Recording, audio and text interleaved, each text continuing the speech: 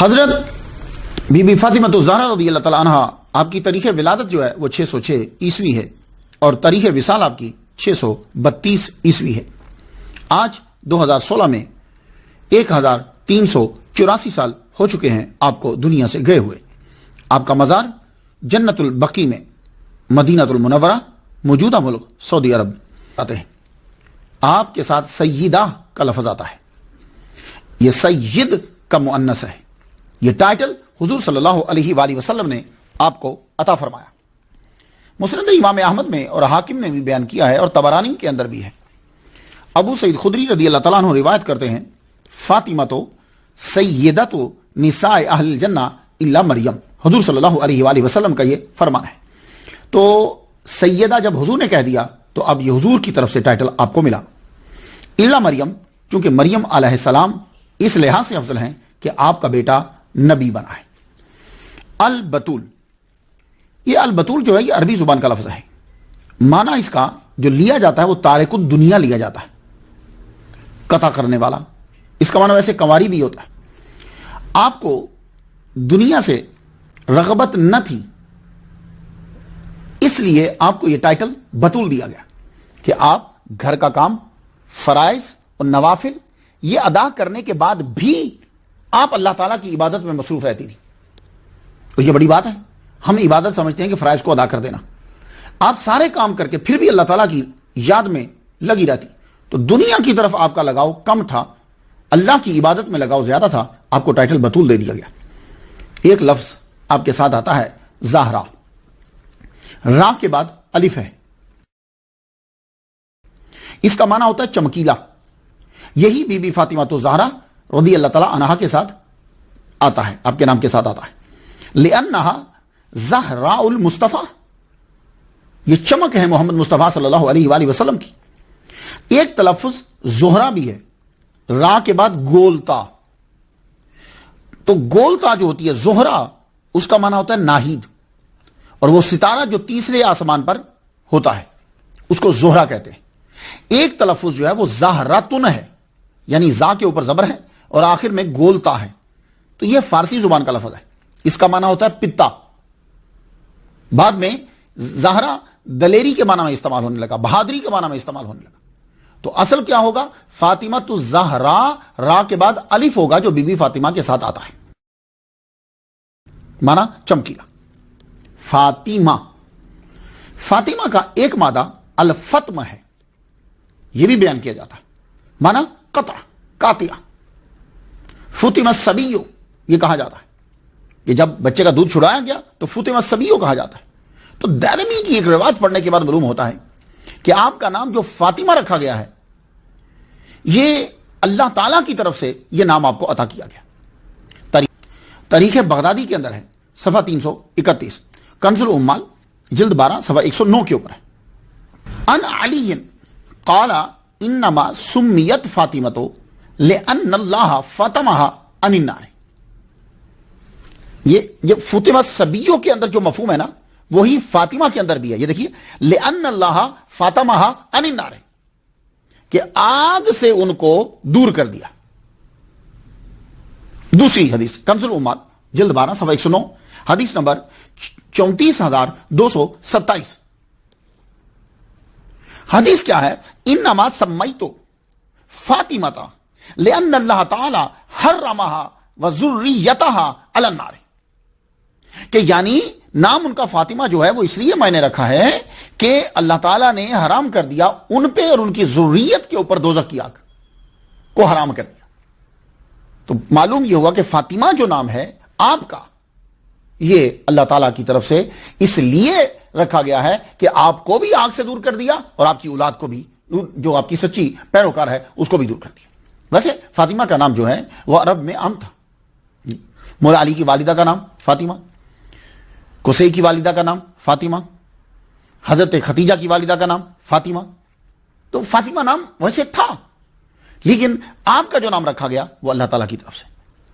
یہ نام ہے تو عربی، لیکن اسپین کے اندر مسلمانوں نے حکومت کی ہے. یہ امریکہ کے اندر کئی میکسیکن ہیں تو وہ اسپین سے ہی آئے ہیں نا، تو ان کے نام کے اندر فاطمہ اور عمر ابھی بھی پایا جاتا ہے. مدینہ یہ نام ان کے اندر پائے جاتے ہیں.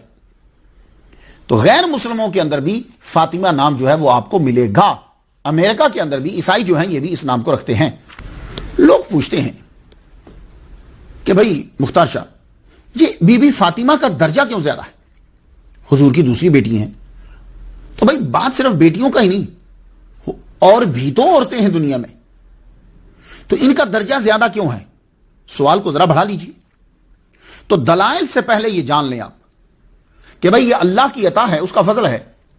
وہ جسے چاہے جو ٹائٹل عطا فرما دے، جو مرتبہ عطا فرما دے، یہ اس کی عطا ہے. اگر آپ اس طرح اعتراض کرنے لگیں گے تو پھر اعتراض ہوگا کہ حضرت یوسف علیہ السلام کا درجہ کیوں بڑھا؟ باقی بھی تو 11 بیٹے جو ہیں وہ حضرت یعقوب علیہ السلام کی ہیں. تو پھر اعتراض جو ہے وہ یہ ہوگا کہ اللہ تعالیٰ نے ماہ رمضان المبارک کا درجہ بڑھا دیا، باقی 11 مہینے بھی تو اسی کے ہی ہیں نا. قرآن مجید میں اللہ تعالیٰ نے کیا کہا ہے؟ اس نے مہینوں کی تعداد بتائی ہے، تو وہ بھی مہینے تو اسی کے ہیں. اللہ تعالیٰ نے جمعوں کا درجہ کیوں بڑھا دیا؟ باقی دن بھی تو اسی کے ہی ہیں. اللہ تعالیٰ نے اپنی ہی نازل شدہ کتابوں میں سے قرآن مجید کا درجہ بڑھایا، اللہ کی مرضی. اللہ نے اپنی ہی بنائی ہوئی راتوں میں لیلۃ القدر کا درجہ بڑھایا، اللہ کی مرضی. اللہ تعالیٰ کے نبی سلیمان علیہ السلام، داؤد علیہ السلام، انہوں نے ہی تو بیت المقدس کو بنایا تھا، اور اللہ کا ہی نبی ہے ابراہیم علیہ السلام، انہوں نے خانہ کعبہ بنایا تھا. تو اللہ تعالیٰ نے دونوں قبلہ ہیں ان میں سے بیت اللہ کا درجہ بڑھا دیا، اللہ کی مرضی ہے. اسی طرح ابراہیم علیہ السلام کے بچوں میں سے اسماعیل علیہ السلام کو چن لیا، ان کا درجہ بڑھا دیا کہ ان کی نسل سے محمد مصطفیٰ صلی اللہ علیہ وسلم کو پیدا کیا، اللہ تعالیٰ کی مرضی ہے. تو بھائی یہ تو سارے صفات رکھتے تھے، صفات کا ظہور ہوا تو درجہ بڑھا. اللہ تعالیٰ تو اتنی طاقت رکھتا ہے کہ نام بھی صفات ہوں، صرف نیت کے پختہ وجود کی بنا پر اللہ تعالیٰ ٹائٹل عطا فرما دیتا ہے، درجہ بڑھا دیتا ہے. وہ کیسے؟ آپ مجھے بتائیے، اسماعیل علیہ السلام ذبح ہوئے ہیں؟ نہیں. تو پھر آپ ذبیح اللہ کیوں کہتے ہیں ان کو؟ تو بھائی یہ اعتراض مت کرو کہ بی بی فاطمہ کا درجہ کیوں زیادہ، اللہ بڑھا دے جس کا چاہے. تو اب میں آپ سے پوچھتا ہوں کہ جب اسماعیل علیہ السلام ذبح ہی نہیں ہوئے تو ذبیح اللہ کیسے؟ پھر حضور صلی اللہ علیہ وآلہ وسلم کا ایک فرمان ہے، ابن ذبیحتین ہے نا، انا ابن ذبیحتین، میں 2 ذبیحوں کا بچہ ہوں. تو 2 کون سے ہیں؟ کوئی بھی ذبح نہیں ہوا. نہ حضرت عبداللہ ذبح ہوئے، ذبح ہونے کے لیے پیش ہوئے، ذبح نہیں ہوئے. اسماعیل علیہ السلام ذبح ہونے کے لیے تیار ہو گئے، ذبح نہیں ہوئے. لیکن اللہ تعالیٰ نے دونوں کو ٹائٹل عطا فرما دیا. تو بھائی سن لو، اللہ تعالیٰ کی مرضی ہے کہ صفت کا ظہور نہ بھی ہو تو ٹائٹل دے دے. تو بی بی فاطمہ تو زہرا رضی اللہ تعالیٰ عنہا، آپ تو تحت رسالت بھی ہیں اور تحت ولایت بھی ہیں، اور ماں ان بچوں کی ہیں کہ جنہوں نے دین کو بچایا ہے، بلکہ خود دین ہے. آئیے اب دلائل کی طرف بڑھتے ہیں. بی بی فاطمہ تو زہرا رضی اللہ تعالیٰ عنہا کا درجہ دوسری بہنوں سے زیادہ کیوں، دوسروں سے زیادہ کیوں؟ تو حضرت مریم کے علاوہ دوسری تمام عورتوں سے زیادہ ہے. بلکہ ایک روایت کے اندر تو آپ کو ساری عورتوں سے افضل قرار دے دیا گیا ہے. خیر وہ یہ محدثین کا کام ہے، میں صرف ایک بات کر رہا ہوں آپ سے. تو چند صفات اور وجوہات کا تذکرہ میں کرنا چاہوں گا آپ کے سامنے. آپ کا مقام کیوں بڑھا؟ کیونکہ بی بی فاطمہ قول، فعل، گفتار، رفتار میں حضور صلی اللہ علیہ وآلہ وسلم کے زیادہ مشابہ. اہل تشیع کی کتاب ہے ناسخ التواریخ، جلد اس کی 2 ہے، صفحہ 357 ہے. ان عائشہ رضی اللہ تعالی عنہا قالت ما رأيت من الناس اشبہ کلاما وحدیثا برسول اللہ من فاطمہ. آپ کا درجہ بڑھا اس لیے کہ حضور صلی اللہ علیہ وآلہ وسلم سب سے زیادہ ان کے آنے پہ کھڑے ہوئے. حضرت عائشہ صدیقہ رضی اللہ تعالی عنہا سے روایت ہے، قالت ما رأيت احدا اشبہ سمتا ولا ہدیا برسول اللہ من فاطمہ فی قیامها وقعودها وكانت اذا دخلت علیہ قام علیہ فقبلها وجلسها فی مجلسہ. یہ حدیث مبارکہ ترمذی شریف میں بھی ہے اور ابو داؤد میں باب فی القیام کے اندر ہے کہ یہ زیادہ مشابہ تھی حضور صلی اللہ علیہ وآلہ وسلم کے قیام میں اور قعود میں. اور جب حضور صلی اللہ علیہ وآلہ وسلم کے پاس یہ تشریف لاتی تو حضور صلی اللہ علیہ وسلم ان کے لیے کھڑے ہو جاتے اور آپ ان کو چومتے. اور اپنی جگہ پہ انہیں بٹھاتے. حضور صلی اللہ علیہ وسلم آپ کی پیشانی چوما کرتے تھے, آپ کے سر کو چوما کرتے تھے. تو معلوم یہ ہوا کہ چومنا شرک نہیں ہے. آپ کا درجہ کیوں بڑھا؟ کیونکہ آپ کو نبوت و ولایت کی زیادہ حب ملی, زیادہ محبت ملی. طبرانی نے اوسط میں ابو ہریرہ رضی اللہ تعالیٰ عنہ سے روایت کیا کہ ان علی رضی اللہ تعالیٰ عنہ قال یا رسول اللہ ایما احب الیک انا ام فاطمہ, میں یا فاطمہ؟ قال فاطمہ تو الی منک وانت اعز علی منہ. اللہ اکبر جل شان. کشف الغمہ جلد پہلی صفحہ 244 میں یہی مفہوم ہے. دوسری جگہ روایت یوں ہے وان جمع بن عمیر قال دخلت مع عمتي على عائشة فسألت أي الناس كان أحب إلى رسول الله قالت فاطمة فقيل من الرجال قالت زوجها. تو میں نے ان سے پوچھا کہ حضور کو زیادہ محبوب کون ہے؟ آپ نے فرمایا فاطمہ. کہا مردوں میں سے؟ کہا ان کے خاوند. آپ کا درجہ زیادہ کیوں ہے؟ آپ حضور صلی اللہ علیہ وآلہ وسلم کی امتی عورتوں کی سردار ہیں. طبرانی نے سکر رجال کے ساتھ یہ حدیث بیان کی ہے. ابو ہریرہ رضی اللہ تعالیٰ عنہ روایت کرتے ہیں حضور صلی اللہ علیہ وسلم نے فرمایا ان ملکا من السماء لم يكن زارني فاستاذن الله في زیارتی اخبرني ان فاطمة سیدۃ نساء امتی. ایک فرشتہ آسمان سے آیا جس نے کبھی میری زیارت نہیں کی تھی, اللہ تعالیٰ سے اسپیشل اجازت لی میری زیارت کرنے کی. تو اخبرانی اس نے مجھے بتایا کہ فاطمہ الزہرا رضی اللہ تعالیٰ عنہ جو ہیں وہ میری امت کی عورتوں کی سردار ہیں. دالمی کی روایت کچھ یوں ہے حضور صلی اللہ علیہ وسلم نے فرمایا یا فاطمہ تو اما تردین ان تاتی یوم القیامت سیدۃ نساء المؤمنین. کیا آپ اس بات پہ راضی نہیں ہیں کہ قیامت کے دن آپ کی آمد مومنات کی سردار کی حیثیت سے ہو؟ اس لیے آپ کا درجہ بڑھا. آپ کا درجہ بڑھا کیونکہ آپ کو حضور نے جنتی عورتوں کی سردار کہا ہے. ابھی سید خدری رضی اللہ تعالیٰ عنہ سے روایت ہے, یہ حدیث جو ہے مسند امام احمد میں ہے, حاکم نے بیان کی, طبرانی میں بھی ہے. فاطمہ تو سیدۃ نساء اہل الجنۃ الا مریم. حضرت بی بی مریم کے علاوہ فاطمہ اہل جنت کی جو عورتیں ہیں ان کی سردار ہیں. یہ استثناء اس لیے ہے کہ بی بی فاطمہ کے بیٹے ولیوں کے سردار تو ہیں پر نبی نہیں ہیں. نبی کا بہرحال درجہ بہت زیادہ ہوتا ہے اور مریم ایک نبی کی ماں ہے. اس حدیث کے بعد امام سبکی نے کہا ہے کہ افضل فاطمہ, پھر خدیجہ, پھر عائشہ. ابن عباس سے ایک مرفوع حدیث ہے, قرطبی نے اس حدیث کو حسن کہا ہے. حدیث یہ ہے سیدۃ النساء العالمین مریم ثم فاطمہ ثم خدیجہ ثم آسیہ. ترمذی شریف حدیث نمبر 3813 ہے. حسبک من نساء العالمین مریم ابنۃ عمران و خدیجہ ابنۃ خویلد و فاطمہ ابنۃ محمد و آسیہ امرأۃ فرعون. تمہارے لیے پورے عالمین میں سے جو عورتیں ماڈل اور نمونہ ہیں تمہارے لیے وہ 4 کافی ہیں تمہیں. اب تمہیں نمونہ اور ماڈل بنانے کے لیے کسی اور عورت کو دیکھنے کی ضرورت نہیں ہے, کسی ایکٹریس کو, کسی اور کو. یہ 4 کا حسب کا کافی ہیں تمہارے لیے. تمہیں زندگی گزارنی ہے تو حضرت مریم کو دیکھو, تمہیں زندگی گزارنی ہے حضرت خدیجہ کو دیکھو, تمہیں زندگی گزارنی ہے حضرت فاطمہ کو دیکھو, تمہیں زندگی گزارنی ہے تو حضرت آسیہ کو دیکھو. تمہاری اے عورتوں, تمہیں تمہاری زندگی کے لیے ان کی 4 کی زندگیوں میں چیزیں مل جائیں گی. تو خلاصہ یہ ہوا کہ سب سے افضل حضرت مریم, پھر حضرت فاطمہ, پھر حضرت خدیجہ, پھر حضرت آسیہ. بھائی یہ وہ گفتگو ہے جو محدثین کی ہے, میری گفتگو نہیں, کیونکہ میرا وہ درجہ نہیں ہے. تو ہمارے نظر میں تو اب گفتگو حضرت بی بی فاطمہ کی جاری ہے, تو سماعت کیجیے. شرح جمع الجوامع میں آپ کو سب سے افضل ٹھہرایا گیا ہے, مگر میرا موقف یہ ہے کہ عقلی دلائل کی نسبت نص زیادہ جو ہے وہ وقت رکھتی ہے. آپ کا درجہ بڑھا کیونکہ آپ کو اذیت دینا حضور کو اذیت دینا ہے, اس لیے آپ کا درجہ بڑھا. حدیث مبارکہ سماعت کیجیے, مستدرک جلد پہلی صفحہ 159 پر ہے.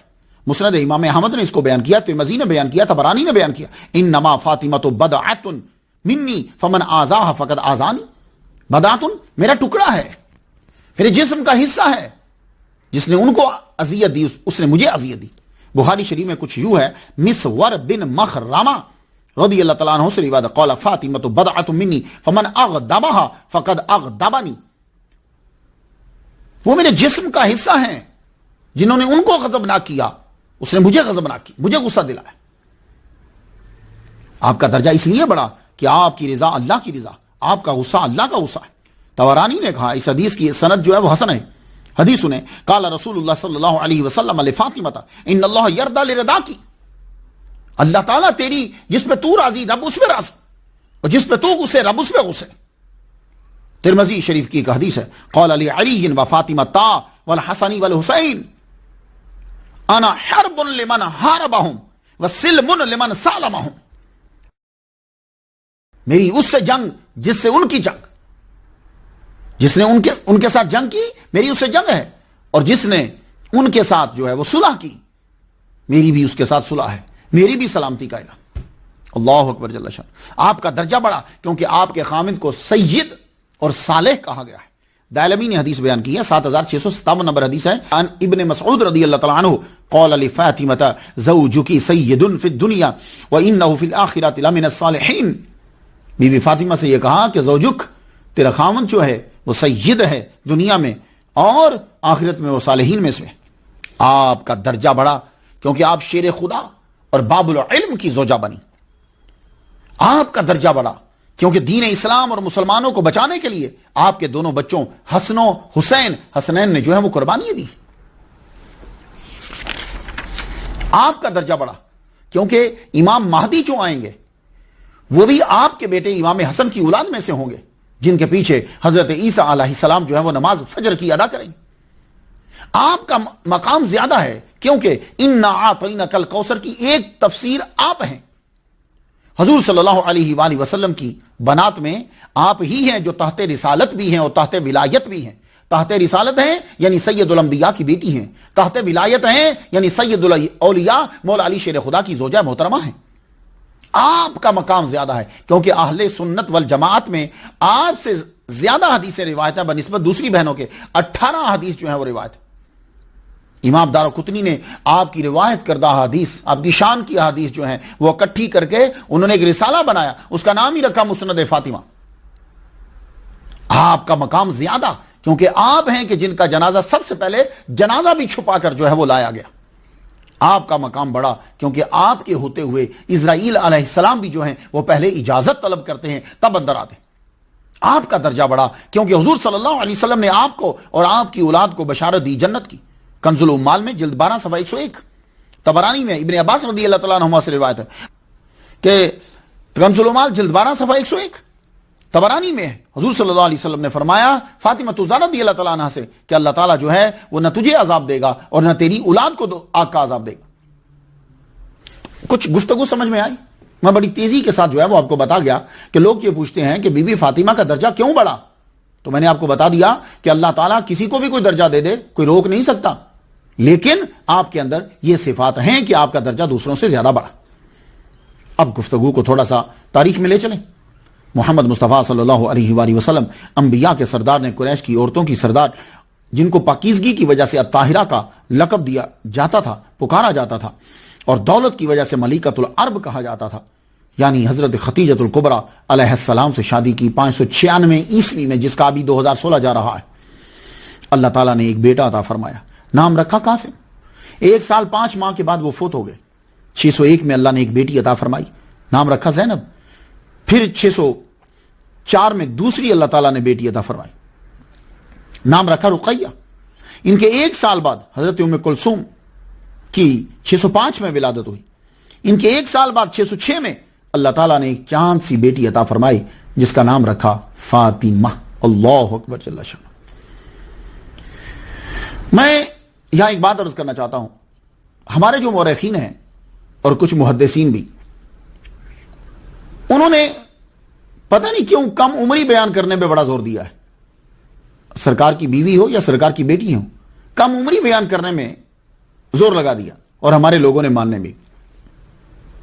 یہاں ایک چینل ہے، لوگ اسے سنتے ہیں، کئی دن تک اس چینل کے اوپر حضور صلی اللہ علیہ وسلم کی بیوی عائشہ کی عمر کے اوپر تبصرہ ہوتا رہا، اور وہ بار بار ہماری کتابوں کے حوالے دے کر ہمارے نبی کی توہین کرتا رہا۔ تو میں نے کہا یار، تم لوگ ایک تاریخی تسامح کو قبول نہیں کرتے کہ یہ غلطی ہو گئی ہے، اس کے علاوہ تم بڑی بڑی حدیث کی کتابوں کو ضعیف قرار دیتے ہو، ضعیف قرار دے دے کے نکالتے جاتے ہو، یہ ایک تاریخی تسامح قبول نہیں کرتے۔ نبی کی بیٹیوں، نبی کی بیویوں پہ جو الزام ہوتا ہے، نبی کی توہین ہوتی ہے، وہ سن لیتے ہو، اپنی تاریخی تسامح کو قبول نہ کرنا۔ نبی کی بے عزتی ہو رہی ہے تو سن لینا، اور جبکہ وہ واضح تسامح ہوتا ہے تاریخ کی، کیونکہ عمریں صحیح بیان نہیں، میں 100 بیان کر چکا ہوں آپ بلیو کریں گے کہ تیاری کرتے ہوئے سب سے زیادہ ٹائم جو حصہ لیتا ہے وہ یہ عمر کا حصہ لیتا ہے. کیوں؟ اس لیے کہ عمریں صحیح بیان ہی نہیں، اندازے سے بیان کی جاتی. بی بی عائشہ کی عمر 9 سال تھی، ان کی عمر جو ہے وہ یہ تھی. عمریں چھوٹی کرنے کا جیسے پتہ نہیں ایک بھوت سا سوار ہے کہ چھوٹی عمریں بیان کرنی ہے، جبکہ دلائل موجود ہے. نبی کی عزت و ناموس روایت سے زیادہ عزیز ہے ہمیں. بڑے بڑے فرامین موضوع و ضعیف کہہ کر یکسر مسترد کر دیے جاتے ہیں، مگر روایت کی تاریخ میں شک نہیں کریں گے. نبی کی توہین اور اہل بیت کی توہین سنتے رہیں گے. تو میں ایسا نہیں کروں گا. میں تاریخ کو غلط قرار دے سکتا ہوں، پر میں اہل بیت کی توہین نہیں سن سکتا، نبی کی توہین نہیں میں سن سکتا. تاریخ غلط ہو سکتی ہے، تاریخ پیدائش تاریخ یہ اکثر غلط ہوتی ہے، ان سے چھوڑیے. ابھی آپ جائیے پاکستان میں جو کارڈ بن رہے ہیں 1960 سے پہلے کا ریکارڈ ہی نہیں ہے آپ کے پاس. جس بندے کی عمر اس وقت 50-60 سال ہے، اس کی دادی اور امی کا تاریخ پیدائش صحیح نہیں ہوگی. تو یار صرف 50-60 سال پہلے تمہاری تاریخ پیدائش غلط ہو رہی ہے، امی بہت چھوٹی ہو رہی ہے یا امی بہت بڑی ہو رہی ہے، تو اتنے سالوں پہلے تم کیسے پرفیکٹ بیان کر دیتے ہو؟ سیدہ فاطمہ الزہرا رضی اللہ تعالیٰ عنہ 606 کے اندر آپ کی ولادت ہے. کیوں؟ بعض کے واقعات جو ہیں وہ یہ ثابت کرتے ہیں. اب میری گفتگو میں سنتے چلے جائیے. اللہ تعالیٰ نے حضرت محمد مصطفیٰ صلی اللہ علیہ وآلہ وسلم کو بی بی خدیجہ کے بطن سے 4 بیٹیاں جو ہیں وہ عطا فرمائیں. عقیدہ کی مضبوطی کے لیے چند حوالے میں آپ کو اہل تشیع کی کتب سے دینا چاہتا ہوں. اصول کافی یہ امام زمان کی منظور شدہ کتاب ہے. جلد پہلی صفحہ 439 مطبوعہ ایران ہے. فروع کافی جلد دوم صفحہ 82 باب فضل بنات. تہذیب الاحکام جلد 8ویں صفحہ 161. الاستبصار جلد پہلی صفحہ 245 کتاب الجنائز. تلخیص الشافی جلد 4 صفحہ 54 مطبوعہ کم ایران. المبسوط جلد 4 صفحہ 158 کتاب النکاح. بہار الانوار جلد 22 صفحہ 166 مطبوعہ ایران. حیات القلوب جلد 2. عبارت حیات القلوب کی یہ ہے: دختراں حضرت 4 نفر بودند و ہما از ختیجہ. 51واں باب ہے یہ. میرات العقول جلد 5 صفحہ 180 مطبوعہ تہران.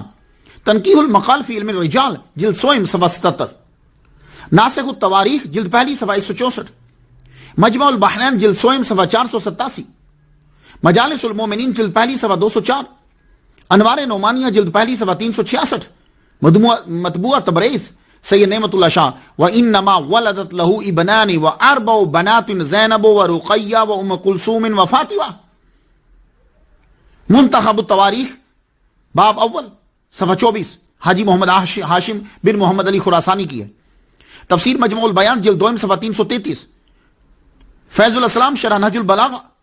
چہاردہ معصوم جلد پہلی صفحہ باب 5 صفحہ 224 مطبوعہ تہران.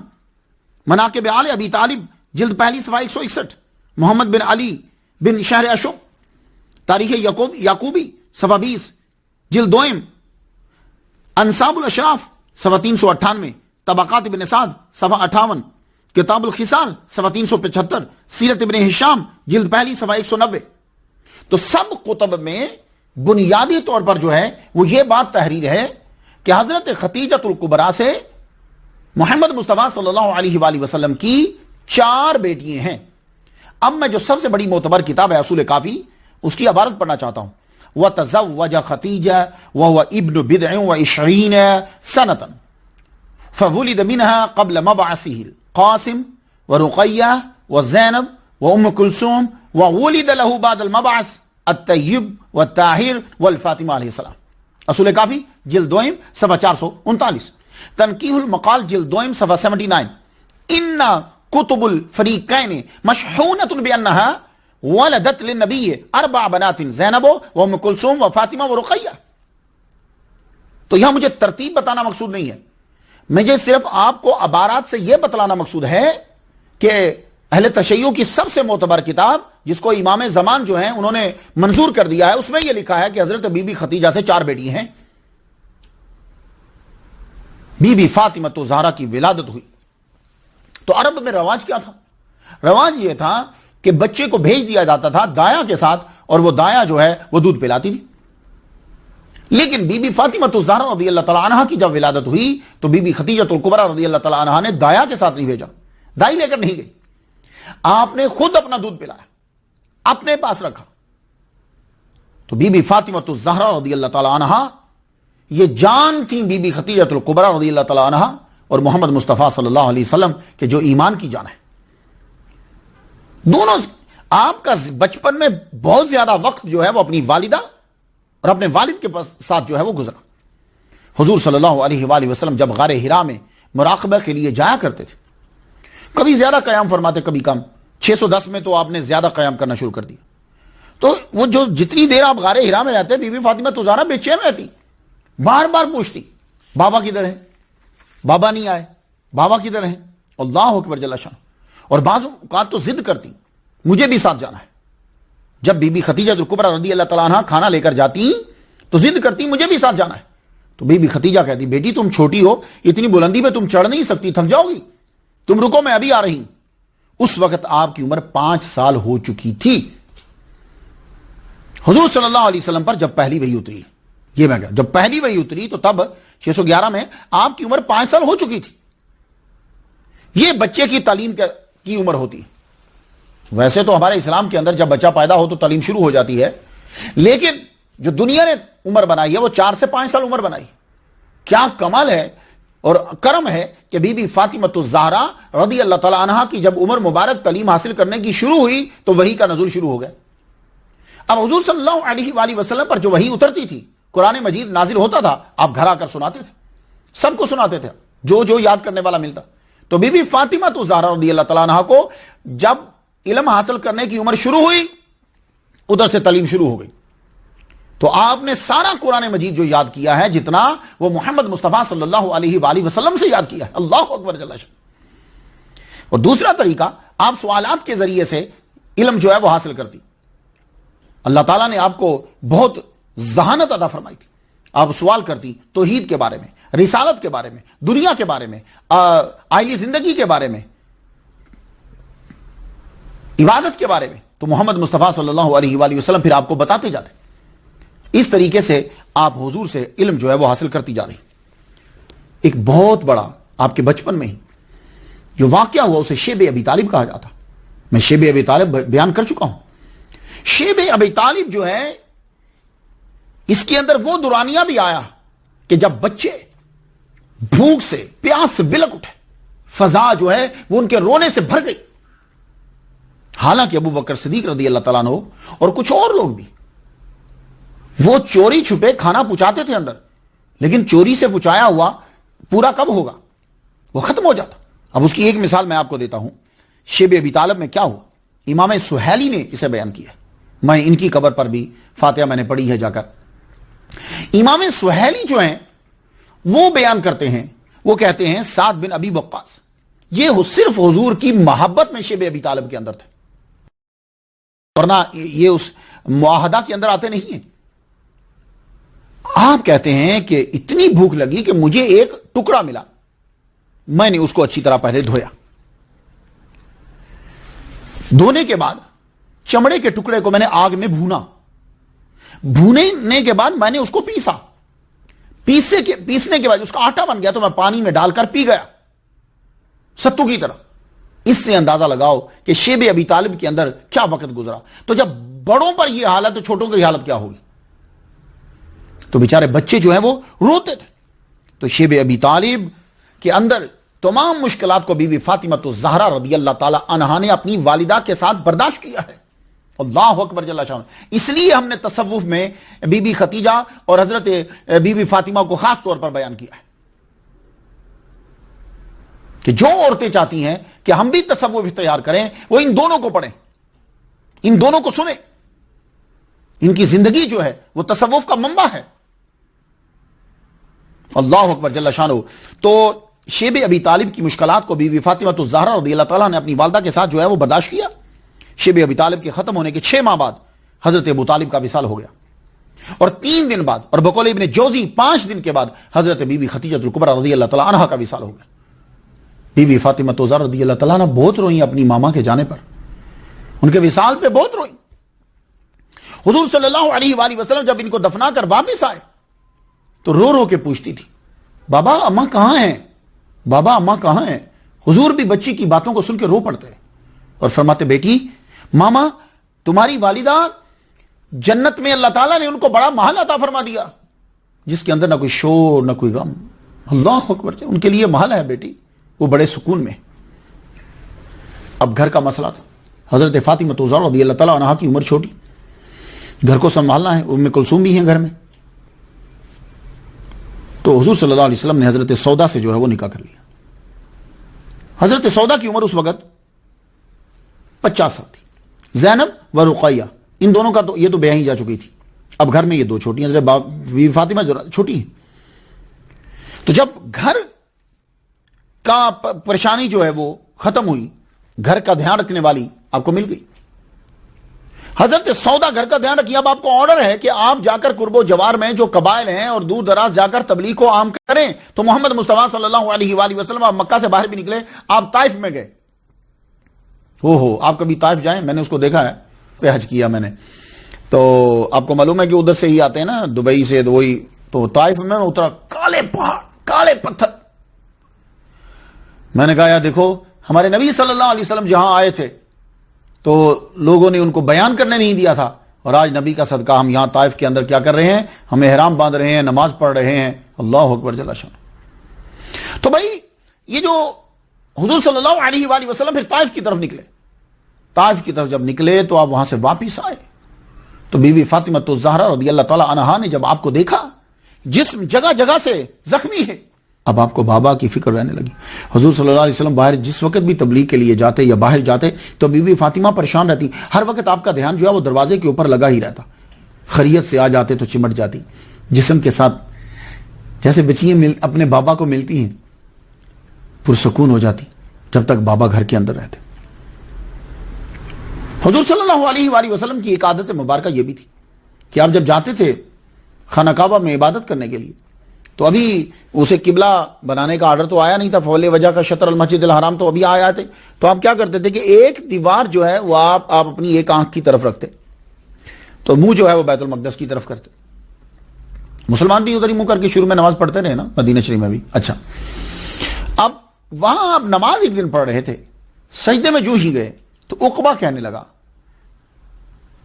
اپنے غلام سے، کہنے لگا وہ فلان جگہ کے اوپر نا ایک اونٹ جو ہے وہ ذبح ہوا، اس کی اوجڑی پڑی ہے، اوج، جاؤ تم ذرا اٹھا کے لاؤ۔ وہ غلام جو ہے وہ اوج اٹھانے کے لیے چلا گیا، اونٹ کی اوجڑی جو ہے وہ اٹھا کے لے آیا، جب اٹھا کے لایا تو اس نے کہا یہ محمد سجدے میں ہے، اس کے اوپر ڈال دو۔ نعوذ باللہ نعوذ باللہ، اس ظالم نے محمد مصطفیٰ صلی اللہ علیہ وآلہ وسلم کے اوپر اوج ڈال دیا۔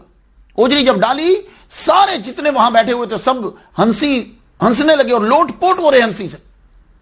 کسی نے جا کر دوڑتے ہوئے گھر خبر دی، بھئی محمد مصطفیٰ صلی اللہ علیہ وسلم سجدے میں اور کسی نے اوپر اوج ڈال دیا ہے۔ تو بی بی فاطمہ کے کان تک یہ بات پہنچی، اب دوڑتی ہوئی گئی، جا کر آپ نے اپنے بابا کے کمر مبارک سے اوج کو ہٹایا۔ تو 5 سال کی بچی تو یہ نہیں کر سکتی نا، تو بس اسی لیے میں آپ کو کہہ رہا ہوں، عمریں کم کرنے میں کیوں لگے ہوئے ہو، کیوں توہین کرتے ہو اہل بیت کی، کیوں توہین کرتے ہو حضور صلی اللہ علیہ وسلم کی توہین سنتے ہو۔ تو آپ نے اوج ہٹایا، اللہ اکبر جل شانہ۔ ایک مرتبہ کیا ہوا، بی بی فاطمہ الزہرا رضی اللہ تعالیٰ عنہ، گھر تو سارے قریب قریب ہی تھے نا، ابو جہل کو غصہ آیا، ابو جہل نے بی بی فاطمہ الزہرا رضی اللہ تعالیٰ عنہ کے منہ مبارک پہ تھپڑ مار دیا۔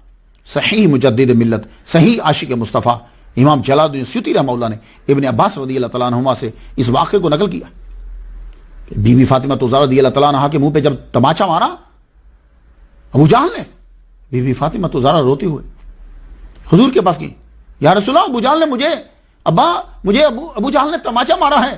حضور نے فرمایا اسی طرح تم ابو سفیان کے پاس چلی جاؤ فوراً جاؤ۔ بی بی فاطمہ الزہرا رضی اللہ تعالیٰ عنہ ابو سفیان کے پاس چلی گئی، جا کے کہنے لگی مجھے ابو جہل نے تماچا مارا ہے۔ ابو سفیان اٹھا، بی بی فاطمہ الزہرا رضی اللہ تعالیٰ عنہ کو ساتھ لیا۔ ابو جہل اس وقت بیٹھا ہوا تھا خانہ کعبہ کے پاس ہی، وہاں جب ملا تو ابو سفیان نے پاس کھڑے ہو کے یہ کہا میں یہاں کھڑا ہوں، اے فاطمہ تم اسی طرح تماچا اس کے منہ کے اوپر مارو۔ بی بی فاطمہ الزہرا رضی اللہ تعالیٰ عنہ نے ابو جہل کے منہ پہ تماچا مارا، اللہ اکبر جل شانہ۔ ابو سفیان پھر ہاتھ پکڑ کر واپس لے جاؤ، اب تم گھر چلے جاؤ۔ بی بی فاطمہ الزہرا رضی اللہ تعالیٰ عنہ جب گھر آئیں، حضور صلی اللہ علیہ وسلم کو بتلایا کہ میں نے ابو جہل کے منہ پہ تماچا مارا ہے ابو سفیان کے کہنے پر. اس وقت میرے نبی نے ایک جملہ کہا. حضور صلی اللہ علیہ وسلم نے کہا یا اللہ ابو سفیان کے اس سلوک کو نہ بھولنا. اب مجھے سمجھ آئی کہ ابو سفیان کو ایمان کیوں ملا، ورنہ ابو سفیان ساری زندگی حضور کی مخالفت کی. ان کی بیوی جو تھی انہوں نے حضرت حمزہ کو شہید کروایا اور ان کا کلیجہ جو ہے وہ چبایا. تو اب مجھے سمجھ آئی کہ بی بی فاطمہ الزہرا رضی اللہ تعالی عنہا کو خوش کیا. یہ خوشی جو تھی، اس خوشی کی وجہ سے ابو سفیان کو ایمان نصیب ہو گیا فتح مکہ میں. اللہ اکبر جل شان. تو جو لوگ بی بی فاطمہ الزہرا رضی اللہ تعالی عنہا کو ایصال ثواب کرتے ہیں، ان کے طریقے کو، سیرت کو اپناتے ہیں، بی بی فاطمہ ان سے کتنی خوش ہوتی ہوں گی، اور جن سے بی بی فاطمہ خوش ہو جاتی ہیں پھر اللہ تعالیٰ کا کتنا کرم ہوتا ہوگا. بی بی فاطمہ مکہ سے ہجرت. اب یہ جو مکہ کی زندگی ہے یہ بڑی کٹھن زندگی.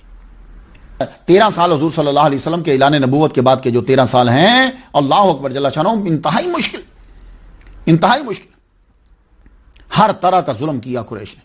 فیملی پہ ظلم کیا، آپ کے چاہنے والوں پر ظلم کیا، گلیوں میں گھسیٹا گیا، تپتی ریت پر لٹایا گیا، کوئلوں پر لٹایا گیا، غلاموں کو کوڑوں سے مارا جاتا ہے. اللہ اکبر. جب اسلام کو یہ نہیں روک سکتے،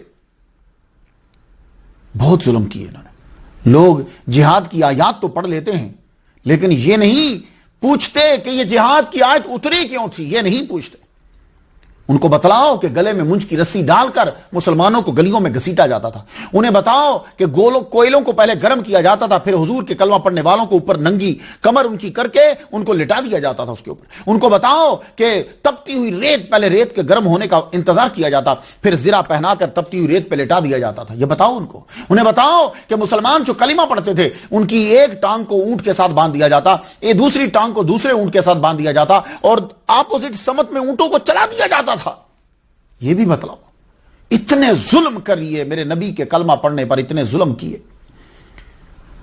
آخر جب پھر بھی وہ اسلام کو نہ روک سکے تو اب انہوں نے یہ کہا کہ محمد کو قتل کر دو. نعوذ باللہ.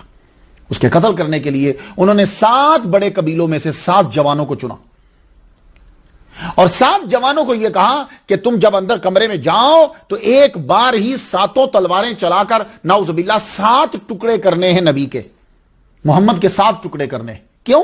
اس لیے کہ اگر ایک آدمی مارے گا تو بنو ہاشم اور ان کے ساتھی جو ہیں وہ ان سے جا کے بدلہ لے لیں گے. اگر 7 قبیلے والے مل کر حملہ کریں گے تو اب یہ کس سے بدلہ لیں گے؟ تو 7 آدمی قتل کرنے کے لیے ریڈی ہو گئے. انہوں نے رات کو باہر جو ہے وہ کھڑے ہو جانا تھا. اللہ تعالیٰ نے جبریل علیہ السلام کے ذریعے سے پیغام پہنچا دیا کہ آپ آج رات کو یہاں سے ہجرت کر جائیے کیونکہ آپ کے قتل کا فیصلہ ہو چکا ہے.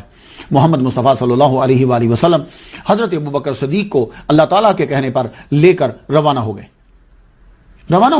مولا علی شیر خدا رضی اللہ تعالیٰ عنہ سے آپ نے یہ کہا، اے علی یہ امانتیں ہیں کافروں کی، سونا ہے، چاندی ہے، زیورات ہیں، کچھ چیزیں ہیں، یہ تم واپس کر کے تم بھی مدینے آ جانا. آج رات تم میرے بستر کے اوپر سو جاؤ. مولا علی شیر خدا کو اپنے بستر پر سلا دیا اور ابو بکر صدیق رضی اللہ تعالیٰ عنہ کو ساتھ لے کر آپ چلے گئے. قافیے سے حضور صلی اللہ علیہ وآلہ وسلم مدینہ میں پہنچے.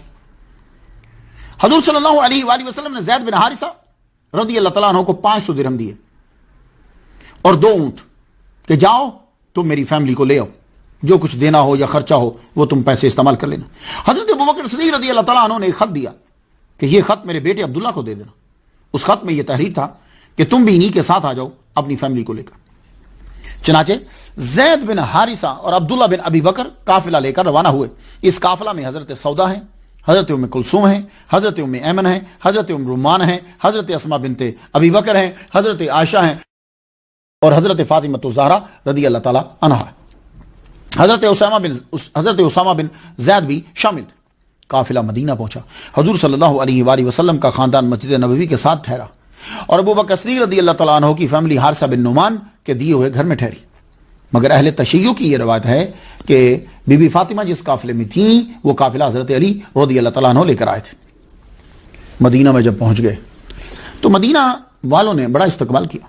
حضور صلی اللہ علیہ وآلہ وسلم کے ساتھ آنے والے جتنے مہاجرین تھے ان کو بھی بڑا اچھا سلوک کیا. ایسا سلوک تاریخ میں کم ہی نظر آتا ہے، بلکہ نظر آتا ہی نہیں.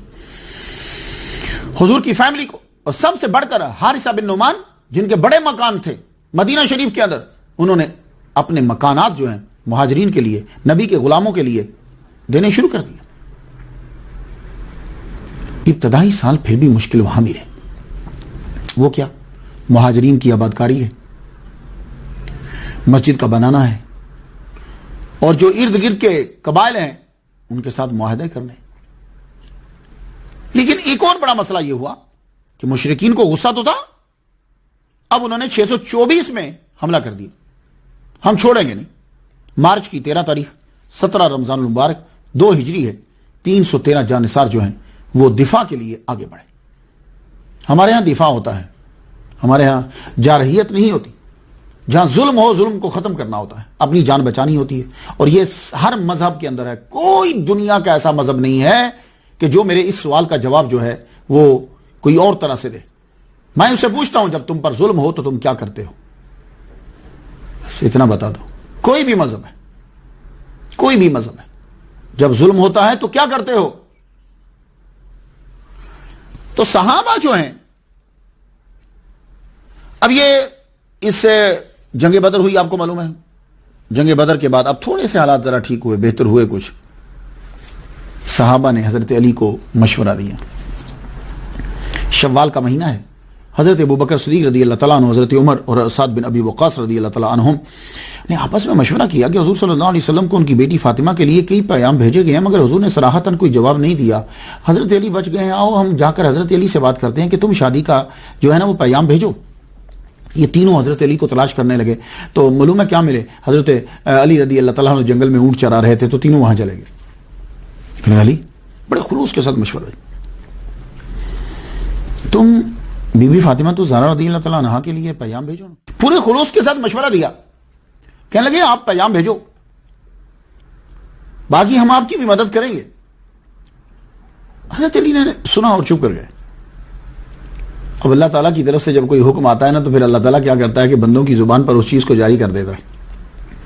ایک اور عورت ملی مولا علی شیر خدا سے، کہنے لگی علی کیا فاطمہ بیٹی کا کوئی رشتہ آیا ہے حضور کے پاس؟ کہنے لگے مجھے معلوم نہیں ہے۔ تو خود ہی بولی تو تم کیوں نہیں بھیج دیتے اپنا پیغام؟ آپ فرمانے لگے میں نہ سامان، نہ مکان، نہ کوئی مہر کی رقم، میں کیسے بھیجوں؟ کہنے لگے نہیں آپ بھیجو پیغام۔ جب اس نے بڑا اصرار کیا تو آپ حضور صلی اللہ علیہ وآلہ وسلم کے پاس چلے گئے۔ ابھی مولا علی حضور کے پاس نہیں پہنچے تھے کہ جبریل علیہ السلام نے آ کر آپ کو پیغام دے دیا تھا کہ یا رسول اللہ، بیت المعمور میں، بیت المعمور جیسے آپ کا سعودی عرب میں قبلہ ہے نا، تو فرشتوں کے لیے 7ویں آسمان پر بیت المعمور میں قبلہ ہے۔ بیت المعمور میں اعلان ہو چکا ہے کہ بی بی فاطمہ کا نکاح مولا علی سے طے پا گیا، اللہ تعالیٰ کی طرف سے اعلان ہو گیا، اب آپ بھی اعلان کر دیجئے۔ یہ جبریل علیہ السلام پہلے کہہ چکے، تو اتنے میں حضرت مولا علی شیر خدا رضی اللہ تعالیٰ عنہ اندر داخل ہوئے۔ آتے ہی سر جھکا کے بیٹھ گئے، کافی دیر چپ رہے۔ حضور صلی اللہ علیہ وآلہ وسلم مسکرا پڑے، کہنے لگے بڑے چپ ہو، کیا نکاح کی درخواست لے کر آئے ہو؟ اللہ اکبر جل شانہ، کیا نکاح کی درخواست لے کر آئے ہو؟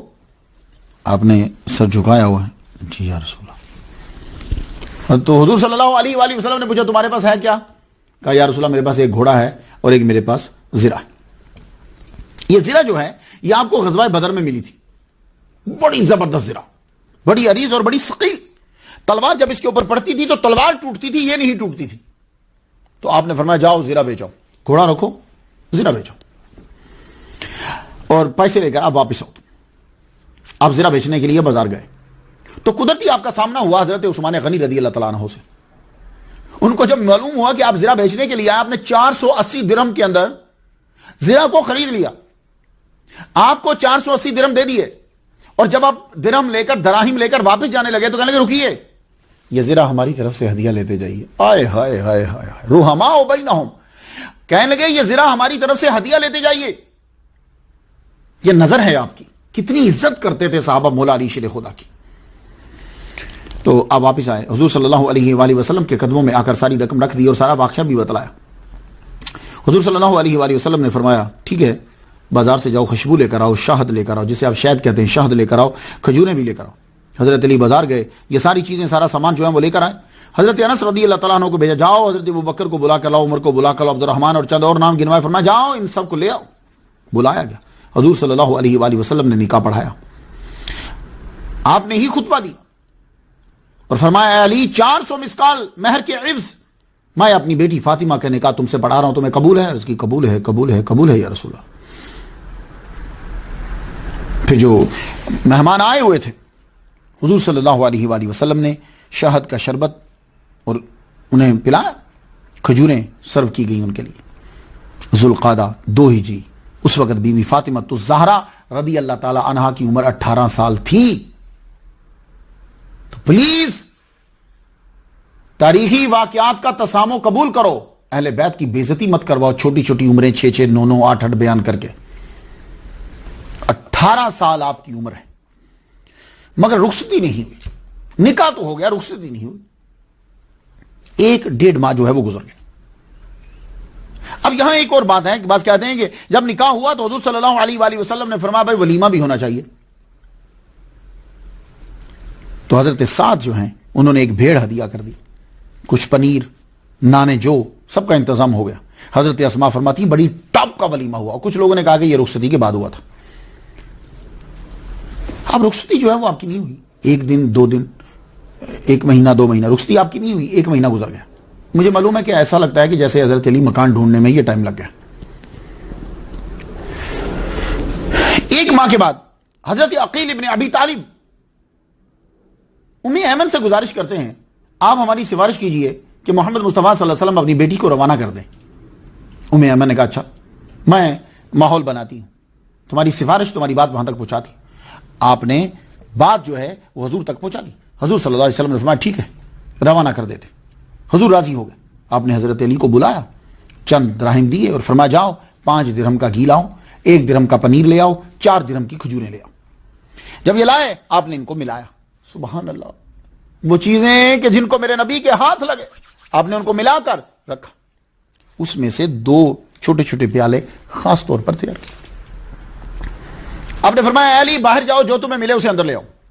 جو بھی جا رہا آپ لائے اندر. سب بیٹھ گئے. حضور بیٹھے. حضور صلی اللہ علیہ وآلہ وسلم نے اپنے ہاتھ مبارک سے وہ برکت والا وہ جو مرکب ہے وہ آپ نے کھلائی. اللہ اکبر. وہ گھی, وہ پنیر, وہ کھجوریں وہ کھلائیں آپ نے. پھر آپ حضور صلی اللہ علیہ وسلم نے ایک پیالہ مولا علی کو دیا, کہا یہ تم کھاؤ. ایک اپنی بیٹی فاطمہ کو دیا, یہ آپ کھاؤ. مولا علی شیر خدا رضی اللہ تعالیٰ عنہ کے ہاتھ میں بی بی فاطمہ الزہرا رضی اللہ تعالیٰ عنہ کا ہاتھ دیا. ہاتھ دیتے ہوئے کہا اے علی پیغمبر کی بیٹی تم کو مبارک ہو. اے فاطمہ تمہارا شوہر بہت اچھا ہے. میاں بیوی کے جو حقوق ہیں آپ نے بیان کیے تھوڑے سے. فرمایا جاؤ. حضرت علی اور فاطمہ اونٹ پر سوار ہوئے. حضرت سلمان فارسی رضی اللہ تعالیٰ عنہ نے اونٹ کی نکیل کو پکڑا تو حضور صلی اللہ علیہ وآلہ وسلم نے ساتھ میں حضرت اسماء بنت امیس کو بھیجا, ام رافع کو بھیجا, ام ایمن کو بھیجا. انہیں بھی بھیجا, جاؤ تم بھی جاؤ. اور حضور نے فرمایا میرا انتظار کرنا جب تک میں آ نہ جاؤں. اللہ اکبر. اور میرے نبی نے کچھ ساتھ میں سامان بھی دیا. اب سامان سن لو وہ کیا ہے. مصری کپڑے کا بنا ہوا بستر جس میں اون بھری ہوئی ہوتی, ایک نقشی تختہ, ایک چمڑے کا تکیہ, ایک مشکیزہ, 2 مٹی کے برتن پانی کے لیے, ایک چکی جس میں جو اور گندم پیسی جاتی, ایک پیالہ پانی پینے کے لیے, 2 چادریں, 2 جو ہیں یہ بازو بند, ایک جائے نماز پڑھنے کے لیے. نسائی شریف میں ہے کہ سیاہ رنگ کی چادر بھی تھی. جب وہ گھر پہنچ گئیں تو پیچھے سے محمد مصطفیٰ صلی اللہ علیہ وآلہ وسلم عشاء کی نماز کے بعد آپ بھی گھر پہنچ گئے. دروازہ کھٹکھٹایا, اجازت ملی تو اندر داخل ہوئے. محمد مصطفیٰ صلی اللہ علیہ وسلم نے فرمایا کہ پانی کا پیالہ لاؤ. پانی لایا گیا. میرے نبی محمد مصطفیٰ صلی اللہ علیہ وسلم نے قل هو اللہ احد, قل اعوذ برب الفلق, قل اعوذ برب الناس تینوں پڑھی. پڑھنے کے بعد آپ نے اپنا لعاب دہن اس کے اندر ڈالا, ہاتھ مبارک آپ نے ڈال کے پھر آپ نے یوں ان کے دونوں کے سینے کے اوپر اور بازو کے اوپر یوں آپ نے پانی کی چھینٹے لگائے. اس کے بعد آپ نے فرمایا تم دونوں اس پانی کو پی لو. مولا علی نے پیا, بی بی فاطمہ الزہرا رضی اللہ تعالیٰ عنہا نے پیا. پھر محمد مصطفیٰ صلی اللہ علیہ وآلہ وسلم نے دونوں کے لیے دعا کی, یا اللہ پاک انہیں اور ان کی اولاد کو شیطان کے شر سے محفوظ. مولا علی شیر خدا رضی اللہ تعالیٰ عنہ شادی ہو گئی. رخصتی کے بعد جس گھر میں گئیں وہ جو مسکن تھا, وہ مکان تھا, وہ حضور صلی اللہ علیہ وآلہ وسلم سے مکان سے قدر دور تھا, مسجد نبوی سے. حضور صلی اللہ علیہ وسلم کو دیر ہو جاتی. فرمانے لگے بیٹی میرا دل کرتا ہے کہ میں تجھے روزانہ دیکھوں، روزانہ تجھ سے ملوں میری بیٹی، لیکن تمہارا گھر دور ہے۔ تو بی بی فاطمہ الزہرا رضی اللہ تعالیٰ عنہ کہنے لگی یا رسول اللہ تو حارثہ بن نعمان سے کہیے نا، ان کے بہت سارے مکانات ہیں، ایک مکان جو ہے وہ مسجد نبوی کے قریب دے دیں۔ حضور صلی اللہ علیہ وسلم نے فرمایا مجھے حیا آتی ہے، انہوں نے آگے ہی مہاجرین کو بہت سارے مکانات دیے ہیں، تو اب مجھے اچھا نہیں لگتا کہ میں ان سے بیٹی پھر مانگوں۔ یہ بات کسی طرح ان تک پہنچ گئی، خود حاضر ہوئے، حضور صلی اللہ علیہ وآلہ وسلم کی بارگاہ میں حاضر ہوئے، کہنے لگے یا رسول اللہ میری جان حاضر آپ کے لیے، آپ اپنی بیٹی فاطمہ کے لیے مکان چاہتے ہیں مسجد نبوی کے قریب، میں انتظام کیے دیتا ہوں یا رسول اللہ۔ میرے نبی محمد مصطفیٰ صلی اللہ علیہ وآلہ وسلم نے ان کی خوشی کے لیے اور برکت کے لیے جو دعا کی، تو حضرت علی اور فاطمہ الزہرا محمد مصطفیٰ صلی اللہ علیہ وسلم کے قریب آ گئے۔ اب آپ کو آسانی ہو گئی بی بی فاطمہ کے لیے ابا کی زیارت کرنا، ابا کے خطابات سننا، ابا کے پیچھے نماز پڑھنا، یعنی بہت ساری آسانی آپ کے لیے ہو گئی۔ حضرت بی بی فاطمہ الزہرا رضی اللہ تعالی عنہ یہ ان عورتوں کے لیے نمونہ ہے جو عورتیں ولیہ بننا چاہتی ہیں، جو عورتیں جنت میں جانا چاہتی ہیں، جو عورتیں دین و دنیا میں کامیابی حاصل کرنا چاہتی ہیں۔ آئیے اب سنیے کہ آپ کی زندگی جو ہے وہ کیسے ہے شادی کے بعد۔ آج کے دور کی عورتوں کے لیے نمونہ۔ آج اگر سیرت اپنا لیں آپ، گھروں میں لڑائیاں ختم ہو جائیں، سکون ہی سکون ہو جائے۔ ایک دفعہ حضرت علی گھر تشریف لائے، کچھ کھانے کو مانگا، سیدہ نے عرض کی کھجور پہ ہی گزارا ہے، گھر جو کا دانہ تک نہیں۔ آپ نے فرمایا مجھے بتلایا نہیں آپ نے کہ گھر میں کچھ بھی نہیں ہے، ذرا جواب سن لیجئے، جواب سن لیجئے۔ تو بی بی فاطمہ کہنے لگی جب میں گھر سے چلنے لگی تھی تو میرے بابا نے رخصتی کے وقت مجھے کہا تھا بیٹی علی کو زیادہ سوال کر کے شرمندہ نہ کرنا۔ اللہ اکبر، اللہ اکبر۔ یہ گھر پاکیزگی، اطمینان، سادگی، قناعت اور سعادت کا گہوارہ تھا۔ یہ جو فاقہ کشی ہوتی ہے نا، تصوف میں فاقہ کشی بڑی ضروری ہے۔ ایک دفعہ حضور صلی اللہ علیہ وسلم گھر سے نکلے، آپ کو بڑی بھوک لگی، آپ کا یہ سارا فقر و فاقہ جو ہے نا یہ اختیاری ہے، اضطراری نہیں ہے، یعنی آپ نے خود پسند کیا ہے۔ دوپہر کا وقت، آگے سے حضرت ابو بکر ملے، حضرت عمر ملے، وہ بھی بھوک کا شکار، انہیں بھی بھوک لگی۔ فرمانے لگے اچھا چلو تینوں حضرت ابو ایوب انصاری رضی اللہ تعالیٰ عنہ کے باغ میں چلے گئے۔ میں نے ان کی قبر پر بھی 3 مرتبہ دلائل الخیرات پوری پڑھی، حضرت رحمتوں میں ربی۔ حضرت ابو ایوب انصاری رضی اللہ تعالیٰ عنہ کے باغ میں جب پہنچے تو انہوں نے ویلکم، آئے نبیوں کے سردار میرے ہاں تشریف لائے، فوراً ایک بکری کو ذبح کیا، کھجور صاف کر کے سامنے رکھی، گوشت پکایا آدھا بھونا، روٹیاں تیار کی سرکار کے سامنے رکھی۔ سرکار صلی اللہ علیہ وآلہ وسلم کھانے لگے، آپ نے ایک روٹی لے کے اس کے اوپر تھوڑا سا سالن رکھا، فرمانے لگے کہ جا کر میری بیٹی فاطمہ کو دے دو، کتنے دن ہو گئے اس نے کھانا نہیں کھایا۔ دیکھا آپ لوگوں نے، میری بیٹی کو دے۔ رمضان المبارک 3 ہجری 4 مارچ 625 عیسوی کو اللہ تعالیٰ نے حضرت بی بی فاطمہ الزہرا رضی اللہ تعالیٰ عنہ کو چاند سا بیٹا عطا فرمایا۔ حضور کو خبر دی گئی، حضور صلی اللہ علیہ وآلہ وسلم تشریف لائے، بیٹے کو گودی میں لیا، چومنے لگے، دائیں کان میں اذان کہی، بائیں کان میں اقامہ کہی۔ دیکھو امریکہ کہتا ہے تمہارا بچہ 4 سال کا ہے، لاؤ ہم پڑھائیں گے، ہمارا قرآن کہتا ہے، قرآن کا شارع کہتا ہے بچہ پیدا ہوا اس کو فوراً تعلیم دے دو، فوراً تعلیم دو۔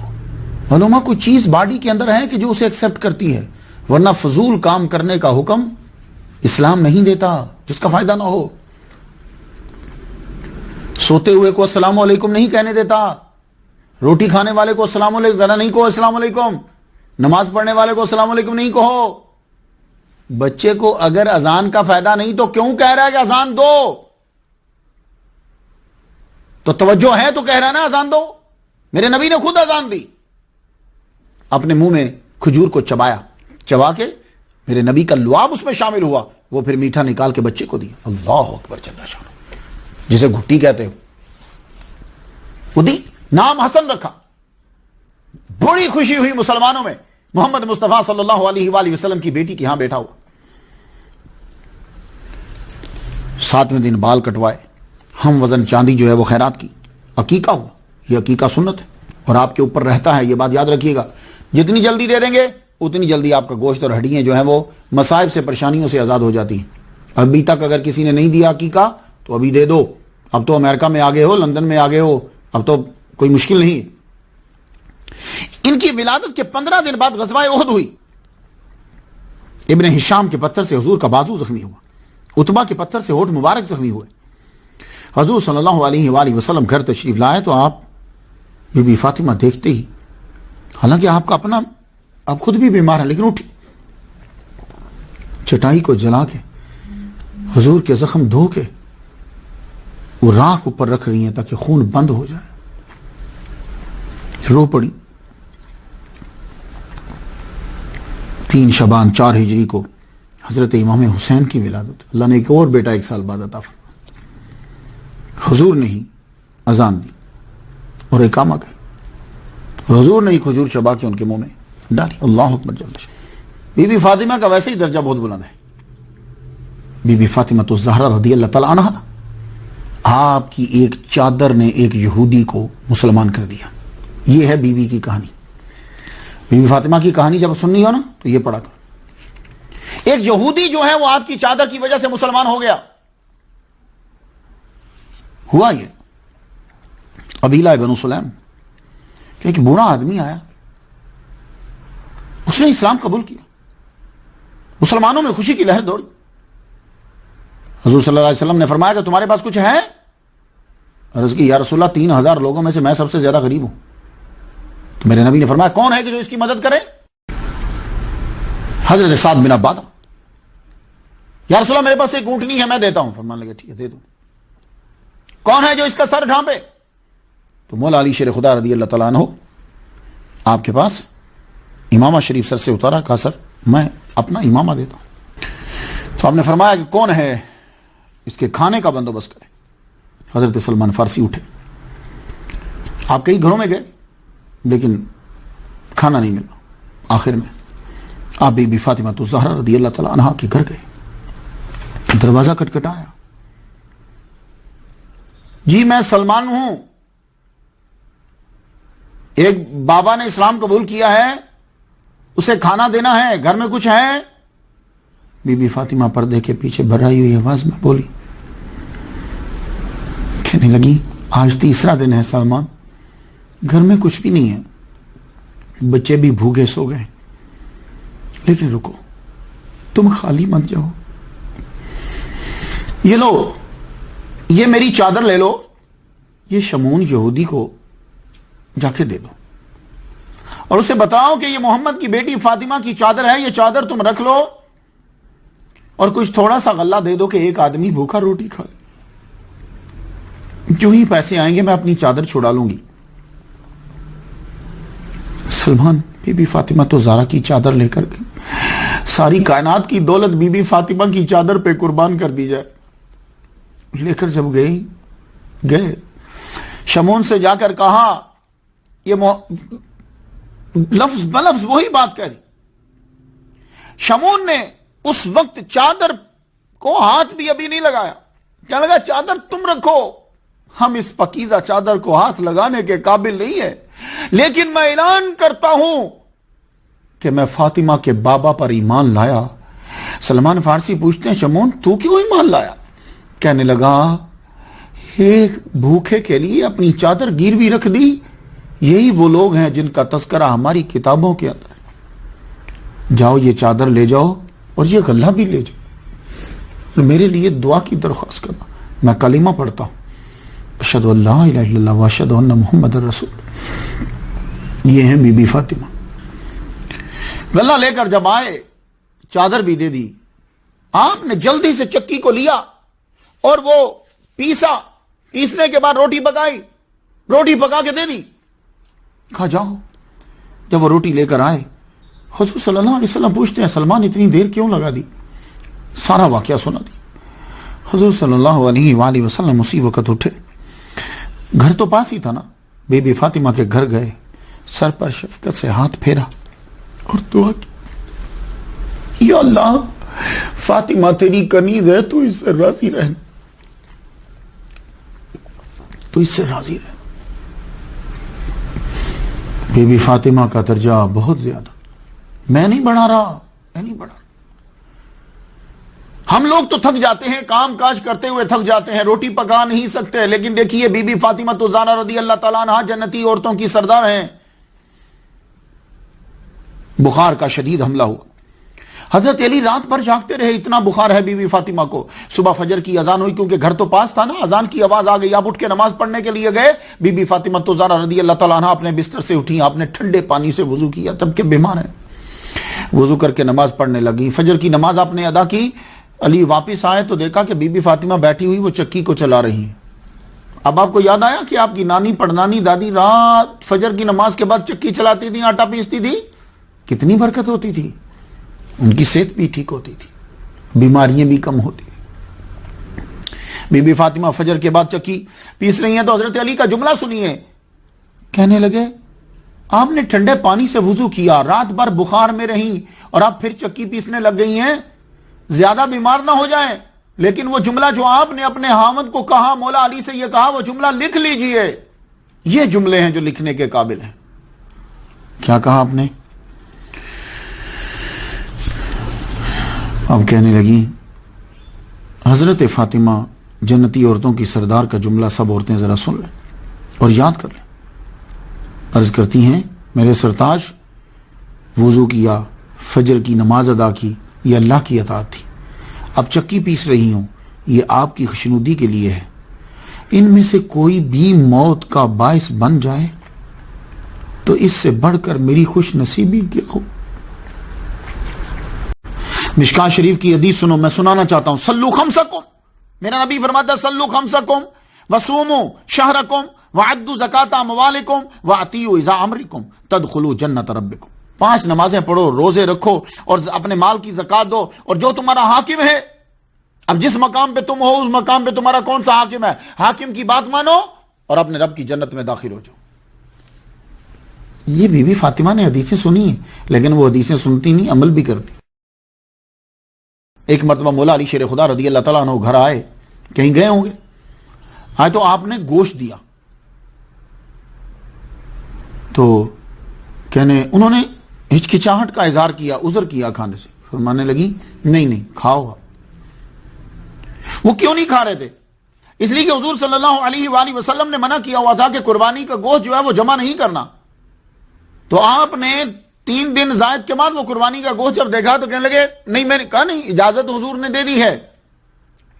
ابن ماجہ شریف صفحہ 235 لائن نمبر 20، قال كنت نهيتكم عن لحوم الاضحى فوق 3 ايام فكلوا وادخروا، میں نے تمہیں منع کیا تھا قربانی کا گوشت جو ہے وہ 3 دن سے زیادہ جمع نہیں کرنا، آپ کھاؤ اور جمع بھی کر سکتے ہو۔ مسلم شریف میں انما نهيتكم من اجل الدافة التي دفت فكلوا وادخروا وتصدقوا، میں نے منع کیا تھا تمہیں، کیوں؟ اس کی ریزن مسلم شریف میں بیان کر دی، من اجل الدافت، یہ دافع سمجھتے نا، یہ قوم جو ادھر ادھر آتی، یعنی غرباء آتے جاتے رہتے ہیں تو ان کے لیے تھا، لیکن اب میں تمہیں اجازت دیتا ہوں کہ تم کھاؤ، جمع کرو اور وتصدقوا، صدقہ بھی کر سکتے ہو۔ موطا امام مالک میں کلوا وتصدقوا وتزودوا وادخروا، تو آپ کو حدیثیں یاد ہوتی تھی، حضور کا بیان یاد ہوتا تھا، تو پھر حضرت علی رضی اللہ تعالیٰ عنہ نے کھایا۔ حضور صلی اللہ علیہ وآلہ وسلم جب کبھی بیان فرماتے، بی بی فاطمہ سن لیتی اور بیان کے اندر قیامت کا تذکرہ ہوتا تو آپ رونے لگ جاتی، اس قدر آپ پہ رقت طاری ہوتی کہ آپ غش کھا کے گر پڑتی، بعض اوقات بے ہوش ہو جاتی۔ قرآن مجید کی تلاوت کرتے کرتے آپ کے جسم پر کپکپی طاری ہو جاتی تھی۔ آپ خود تو کیا، ایک مرتبہ تو حضرت زینب جو آپ کی بیٹی ہیں وہ قرآن مجید کی تلاوت کر رہی تھی، ان کے سر سے کپڑا ہٹ گیا تو آپ نے کپڑا دیا اور فرمایا بیٹی قرآن مجید کی تلاوت کرتے ہوئے سر ننگا نہیں رکھنا چاہیے۔ اللہ اکبر جل شانہ، یہ تصوف کا منبع ہے، یہ گھرانہ۔ وہ ولی ہی کیا، وہ ولیہ ہی کیا جس میں انسانی ہمدردی نہ ہو۔ میرے نبی نے کہا کہ حسبوں کا، یہ جو حسبوں کا لفظ ہے یہ آپ کو پورا نظر آئے گا وہاں۔ اب آپ دیکھ لیجیے، ہمسائے کے حقوق بہت ضروری ہوتے ہیں، یہ اولیاء اور صوفیاء اور اہل بیت سے ہم نے سیکھا ہے، اور یہ اسلام کا اور تصوف کا ترہ امتیاز ہے، یہ انسانی ہمدردی اور ہمسایہ کا حقوق۔ خود کو مشہور کرنے کے لیے انسانی ہمدردی نہیں ہے. انسانی ہمدردی بھی کی کیٹیگریز ہیں. انسانی ہمدردی یہ نہیں ہوتی کہ آپ لوگ اپنے مذہب کے شعار کا ہی بیڑا غرق کر لو. یہ انسانی ہمدردی نہیں ہوتی. اپنے مذہب کو بلند کرنے کے لیے اپنے اعمال آگے بڑھانے ہیں, نہ کہ اپنے مذہب کو چھپانے کے لیے اور خود کو آگے کرنے کے لیے اپنے اعمال آگے بڑھانا. نہ ایسا نہیں کرنا. خاتون جنت یہ کتاب کا نام ہے, منشی تاج الدین احمد نے لکھا ہے. اس کے اندر ایک واقعہ ذرا سن لیجئے کہ یہودی نے اسلام قبول کر لیا, اور آپ کو معلوم ہے کہ جب کوئی اسلام قبول کرتا ہے تو باقی خاندان والے چھوڑ جاتے ہیں. خاندان والے چھوڑ گئے, وہ بیچارے میاں بیوی اکیلے رہ گئے. اس کی بیوی کا انتقال ہو گیا, اب کوئی اس کے قریب نہیں آ رہا. بی بی فاطمہ الزہرا رضی اللہ تعالیٰ عنہ جب رات ہوئی تو آپ نے چادر لی اور فدہ کو ساتھ لیا, ساتھ لے کر آپ گئیں, اس کی بیوی کو غسل دیا, اس کو کفنایا. آپ نے غسل دیا, اس کو کفن دیا. اب کہا جاؤ جا کے دفناؤ. سیرت فاطمہ نامی یہ کتاب ہے, اس میں ایک واقعہ یوں ہے کہ آپ چکی پیس رہی ہیں, یہ رات کا ٹائم ہے, ایک دم سے آواز آئی, دردناک آواز. آپ نے فدا سے پوچھا کیا ہوا؟ بیوی جی لگتا ہے کہ کوئی عورت رو رہی ہے, قریب سے ہی آواز آئی. آپ نے فرمایا چلو پہلے تلاش کر کے آؤ. پتا چلا کہ قریب میں ہی ہے. آپ نے فوراً چادر لی, پردہ کیا اور گئی. پتا چلا کہ وہ بیچاری درد زے سے کرا رہی ہے, رو رہی ہے, مشکل میں ہے, اور کیس بڑا سیریس ہو گیا ہے. آپ داخل ہوئی. آپ نے فرمایا چلو تم سب باہر جاؤ, فدا کو ساتھ رکھ. آپ نے کچھ پڑھا اللہ تعالیٰ کا کلام. پڑھنے کے بعد فرمایا تم پریشان مت ہو, ہم ہیں نا. اللہ سے دعا کی, سچا بھی بچ گیا, بچہ بھی بچ گیا. تو جب آپ گھر واپس آئیں تو حضرت فدا کہتی ہیں اتنی خوش تھیں کہ جیسے سارے جہاں کی نعمتیں مل گئی ہوں. آپ کے قدم مبارک رکھنے کی وجہ سے زچہ اور بچہ دونوں بچ گئے. اللہ اکبر جل شانہ. بی بی فاطمہ الزہرا رضی اللہ تعالیٰ عنہ, ظاہر جب چیزیں اکٹھی پڑی ہوتی ہیں تو نوک جھونک تو کبھی ہو ہی جاتی ہے نا, برتنوں کی بھی تو آوازیں آ جاتی ہیں نا کبھی. لیکن کچھ باتیں فطرتی ہوتی ہیں, کوئی ختم کرنا چاہے بھی تو نہیں ختم کر سکتا. ساس بہو کا مسئلہ ہے, نند اور بھابھی کا مسئلہ ہے, سوتن کا مسئلہ ہے. ان کو خوبصورتی سے حل کیا جا سکتا ہے, ختم کوئی نہیں کر سکتا. یہ فطرت کے اندر ہے, کیونکہ اس کے کچھ فوائد بھی ہیں, یہ ختم نہیں ہو سکتا. اب بڑے لوگوں, ہم چھوٹے لوگوں کے لیے بڑے لوگوں کی ہر بات جو ہے وہ سبق ہے. ایک بار کیا ہوا کہ سیدہ فاطمہ الزہرا رضی اللہ تعالی عنہا حضور صلی اللہ علیہ وآلہ وسلم کے پاس گئیں, مولا علی کی شکایت لے کر گئیں. کوئی مسئلہ ہو گیا ہوگا, کسی مسئلے پہ جھگڑا ہو گیا ہوگا. یہ واقعات آپ کو سیرت کی کتب میں مل جائیں گے. مگر حضور صلی اللہ علیہ وآلہ وسلم نے کس خوبصورتی کے ساتھ اپنی بیٹی کو سمجھایا ہے, یہ بھی سب یاد کر لیجئے. جو بیٹیاں والے ہیں وہ یاد کر لیں. آپ نے بیٹی کو پیار سے پاس بٹھایا. کیا کہتے ہیں, کوئی میاں بیوی ایسے نہیں ہیں جن میں جھگڑا نہ ہوا ہو, کبھی اختلاف نہ ہوا ہو. اور کون مرد ایسا ہے جو ہر کام بیوی کے مزاج کے مطابق کرتا ہو. تو بیٹی یہ سب میں ہوتا ہے. ابھی بات کر رہی ہیں کہ مولا علی بھی پیچھے آ گئے, اور مولا علی دروازے سے داخل ہو تو حضور نے دیکھ لیا. بی بی فاطمہ کی اس سائڈ پہ کمر تھی. حضور صلی اللہ علیہ وسلم نے جب دیکھا تو فرماتے ہیں بیٹی ایسا کون سا شوہر ہے جو اپنی بیوی کے پاس اس طرح خاموشی سے چلا آتا ہے. سبحان اللہ. ہائے ہائے. بی بی فاطمہ الزہرا رضی اللہ تعالی عنہا آج کے دور میں سب سے بڑی لیڈر آپ ہیں. آپ نے ایک ایسے مسئلے کو حل کر دیا جس کی وجہ سے, جس پر عمل نہ کر کے آج ہم ذلیل ہو رہے ہیں. ہر عورت کی زندگی دوزخ بنی پڑی ہے. جب کبھی غیرت انسانی کا سوال آتا ہے, فاطمہ زہرا کے پردے کا خیال آتا ہے. حضرت علی فرماتے ہیں اِنَّهُ كَانَ عِنْدَ رسول اللہ صلی اللہ علیہ وسلم فقال اَيُّ شَيْءٍ خَيْرٌ, کون سی چیز بہتر ہے للمرأۃ, عورت کے لیے. فسکتوا, خاموش ہو گئے سب. فلما رجع قال لفاطمہ, وہ جب واپس پلٹے تو انہوں نے بیوی فاطمہ سے یہ کہا اَيُّ شَيْءٍ خَيْرٌ, کون سی چیز بہتر ہے للنساء, عورتوں کے لیے. قالت لا يراهن الرجال, فرمانے لگی کہ اس کے لیے بہتر یہ ہے کہ اس کے اوپر مردوں کی نظریں نہ پڑیں. یہ مردوں کی ہوس والی نظریں اس کے اوپر نہ پڑیں. فذکر ذلک المصطفیٰ صلی اللہ علیہ وسلم فقال انما فاطمہ بضعۃ منی. جب یہ جواب جا کے دیا حضور صلی اللہ علیہ وسلم کو کہ عورت کے لیے بہتر یہ ہے کہ لا یراہن الرجال، مردوں کی ہوس والی نظریں اس پہ نہیں پڑیں، وہ پردے میں رہے. آپ نے فرمایا ہاں وہ میری فاطمہ بضعۃ منی، وہ میرے جسم کا ٹکڑا ہے. تو سب میری بہنیں سن لیں، میں کوئی ایسی اتھارٹی تو نہیں رکھتا، میں تو نوکر ہوں اہل بیت کے در کا، لیکن ایک بات میں اپنی بہنوں سے کہنا چاہوں، پردہ قید نہیں بلکہ عورت کی حفاظت ہے. بہت دنیا میں نے دیکھی ہے، زیادہ کتابیں تو نہیں پڑھی، کچھ تو پڑھی ہیں، 100 لیکچر دے چکا ہوں، آپ کو پتہ نہیں کتنے 20-25 سال سے دے رہا ہوں لیکچر. یقین جانیے پردہ قید نہیں ہے، یہ عورت کی حفاظت ہے. بس اس لائن کو جتنا پھیلائیے پھیلتی چلی جائے. ہر مذہب میں عظیم عورتوں کا شیوا رہا ہے کہ وہ پردہ کرتی تھی. آج بھی جن لوگوں نے نعرہ اٹھایا ہے کہ عورت کو پردے سے آزاد کیا جائے، باہر نکلے گی تو کام ترقی ہوگی، وہ مذہب والے بھی اپنی انہی عورتوں کی عزت کرتے ہیں جو با پردہ رہتی ہیں. جیسا عیسائیت میں نن، آپ نن اسے کہتے ہیں، اسے ذرا دیکھیے گا، یہاں تک اس نے خود کو ڈھانپا ہوتا ہے، فل کور ہوتی ہے، وہ کسی بھی قوم سے تعلق رکھتی ہے. جب نن بن جاتی ہے تو پتہ چلا کہ عیسائی بھی اسی عورت کی عزت کرتے ہیں جو کور.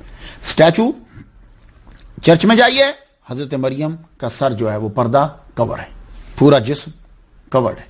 اب میں کچھ عبارت پڑھنا چاہتا ہوں تاکہ میرے وہ بھائی کہ جو یہ سمجھتے ہیں کہ صرف مولوی ہی کہتے ہیں کہ عورتیں اپنا جسم کور کریں اور اسلام ہی یہ کہتا ہے، باقی نہیں، ہر مذہب کہتا ہے. یہ دیکھیے، یہ میں بائبل پاس رکھتا ہوں تاکہ آپ لوگوں کو کوئی نہ کوئی رستے میں بندہ مل جاتا ہے پھر اسے حوالہ دینا ہوتا ہے.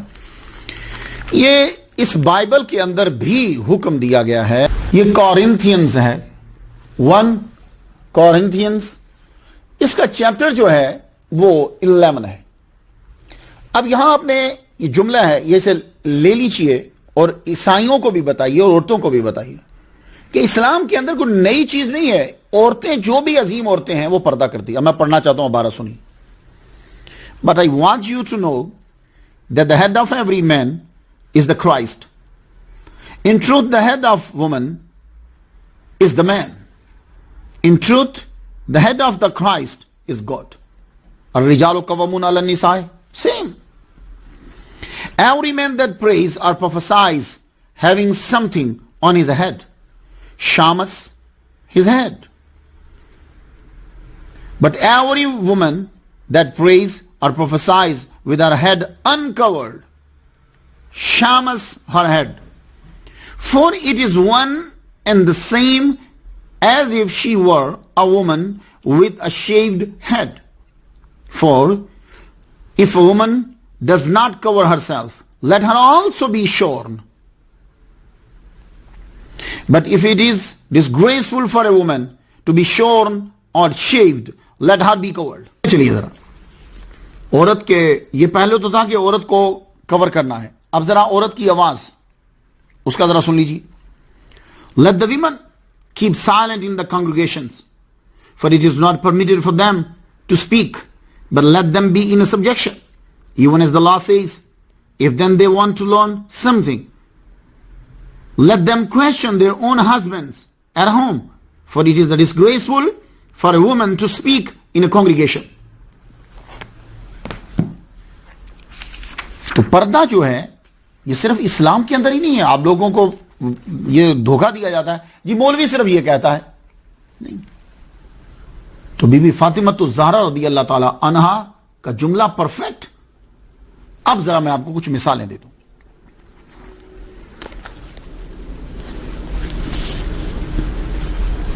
گریٹا گاربو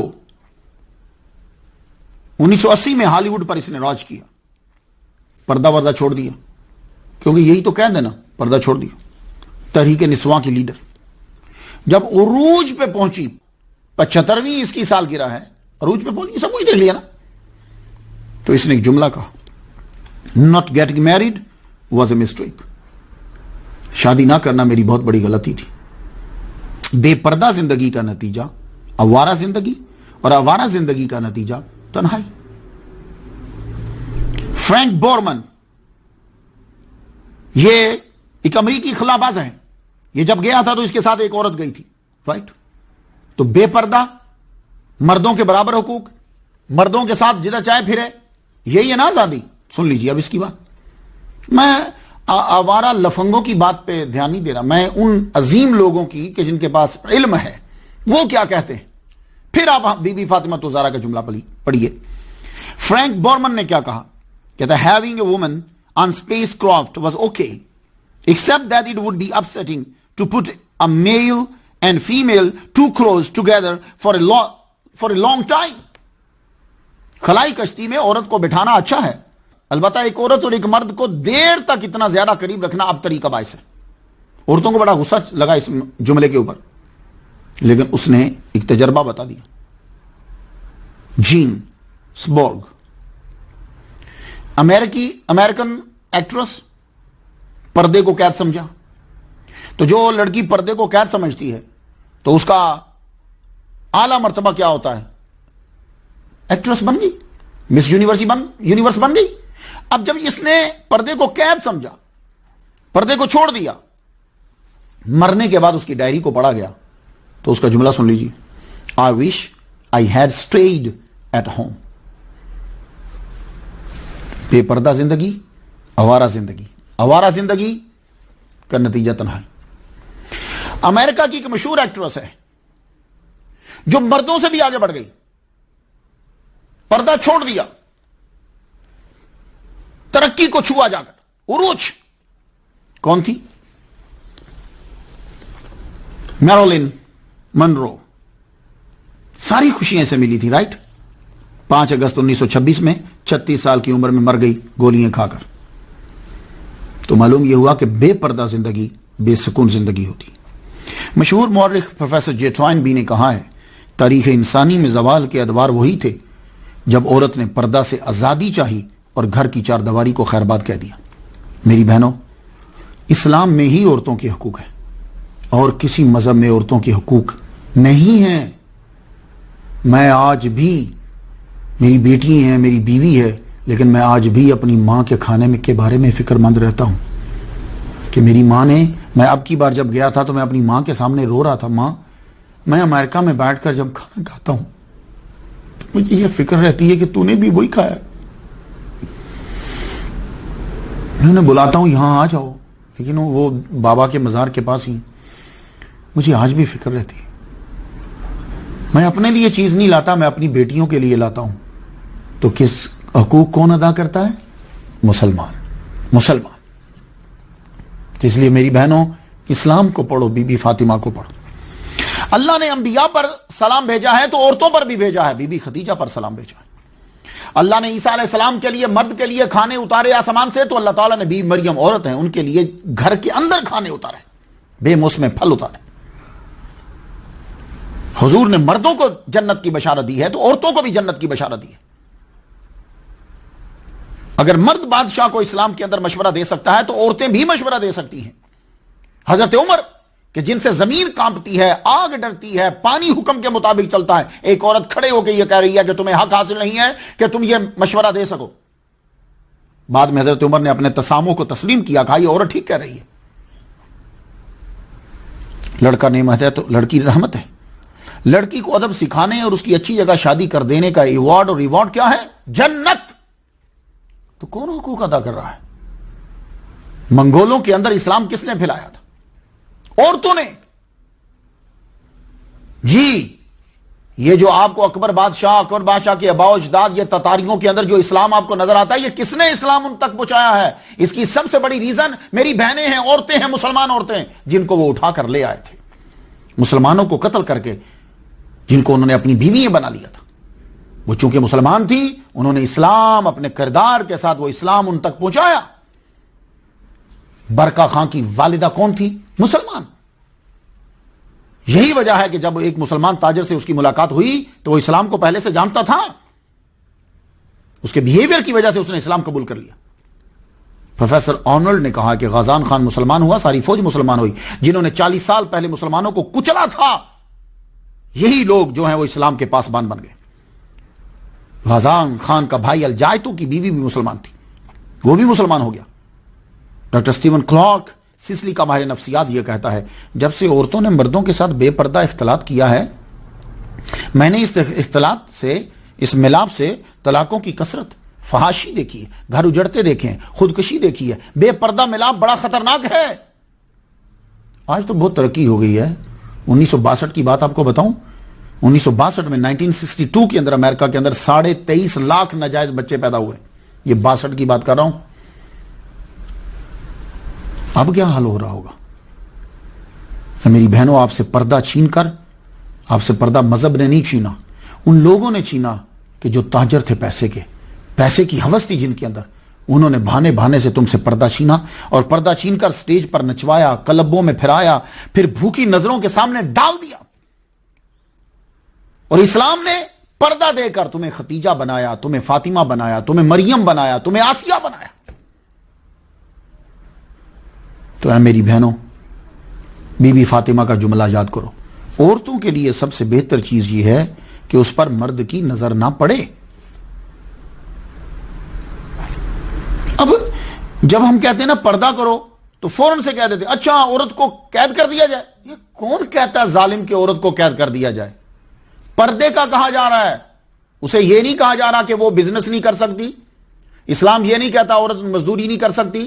اسلام یہ نہیں کہتا کہ اپنی سکل کو آگے وہ بڑھا نہیں سکتی۔ اسلام یہ نہیں کہتا کہ وہ پڑھا نہیں سکتی۔ اسلام کہتا ہے وہ سارے کام کرے، لیکن وہ پردے کے اندر رہ کر کرے۔ کیوں؟ اسلام میں سب سے قیمتی چیز عورت ہے۔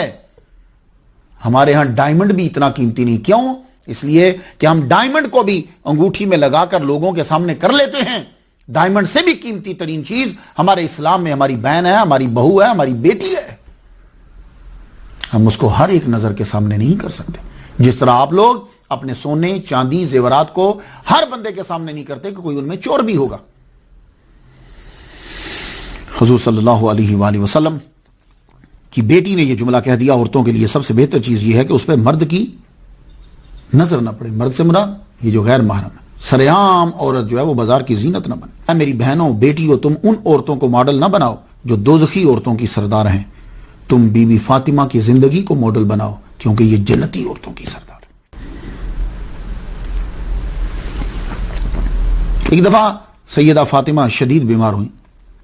حضور صلی اللہ علیہ وآلہ وسلم ایک بوڑھے صحابی عمران بن حسین کے ساتھ آئے۔ یہ سواد کے ساتھ ہے حسین، اس کا معنی ہوتا ہے مضبوط۔ حسن حسین ہوتا ہے نا، مضبوط خلا۔ تو عمران بن حسین کے ساتھ تیمارداری کے لیے گئے، دروازے پہ پہنچ کر اجازت لی تو بی بی فاطمہ نے کہا ابا بابا آپ کی آواز پہچان لی میں نے، آج کے ساتھ ایک بوڑھے صحابی ہیں عمران بن حسین ہیں۔ تو عرض کی بابا میرے پاس ابا کے علاوہ اور کوئی چادر نہیں ہے۔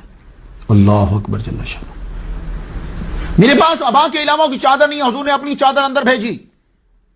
بی بی فاطمہ نے جب چادر لے لی تو تب بابا اور وہ بوڑھے صحابی اندر گئے۔ آج کل صوفیاء میں دیکھ رہا ہوں، بڑے بڑے صوفی ہیں، تصوف پھیلا رہے ہیں، عورتیں ساتھ بٹھائی ہوئی ہیں۔ تو نہ یہ عمران بن حسین سے زیادہ نیک ہیں صحابی سے، اور نہ ہی وہ عورتیں حضرت فاطمہ سے زیادہ نیک ہیں۔ تو یہ 7 عورتیں بٹھائی ہوئی ہیں، اور اگر پبلک میں بھی تصوف جاری ہے، وہاں بھی مرد عورت اکٹھے بیٹھے ہیں۔ تصوف کس چیز کا ہے پہ وہ؟ ہاں مشہور ہونے کے لیے، کیوں آج کل لوگ پسند کرتے ہیں کہ عورتیں مرد اکٹھے ہوں۔ مشہور ہونا ہے آپ نے تو کر دیں، تصوف کو بدنام مت کیجئے گا۔ تصوف بی بی فاطمہ کے گھر سے نکلا ہے۔ بی بی فاطمہ تسانہ دی، اللہ تعالیٰ نے چادر لی، آپ اندر گئے، حال پوچھا تو بی بی فاطمہ نے فرمایا بابا شدت درد سے بے چین رہتی ہوں اور بھوک سے نڈال۔ فرمایا بیٹی صبر کرو، میں خود 3 دن سے بھوکا ہوں، اللہ سے جو کچھ مانگتا ہوں وہ عطا کر دیتا ہے، لیکن میں نے دنیا پہ آخرت کو ترجیح دی۔ پھر آپ نے دست شفقت پھیرا اور فرمایا صبر کرو، تم جنتی عورتوں کی سردار ہو۔ تصوف سیکھنا ہے تو اس گھر سے سیکھو۔ یہ گھر اصلی تصوف بتائے گا کہ جو اشارہ کرے تو پتھر جو ہیں وہ ہیرے بن جائیں، لوہا سونا چاندی بن جائے۔ ان سے سیکھنا ہے تصوف۔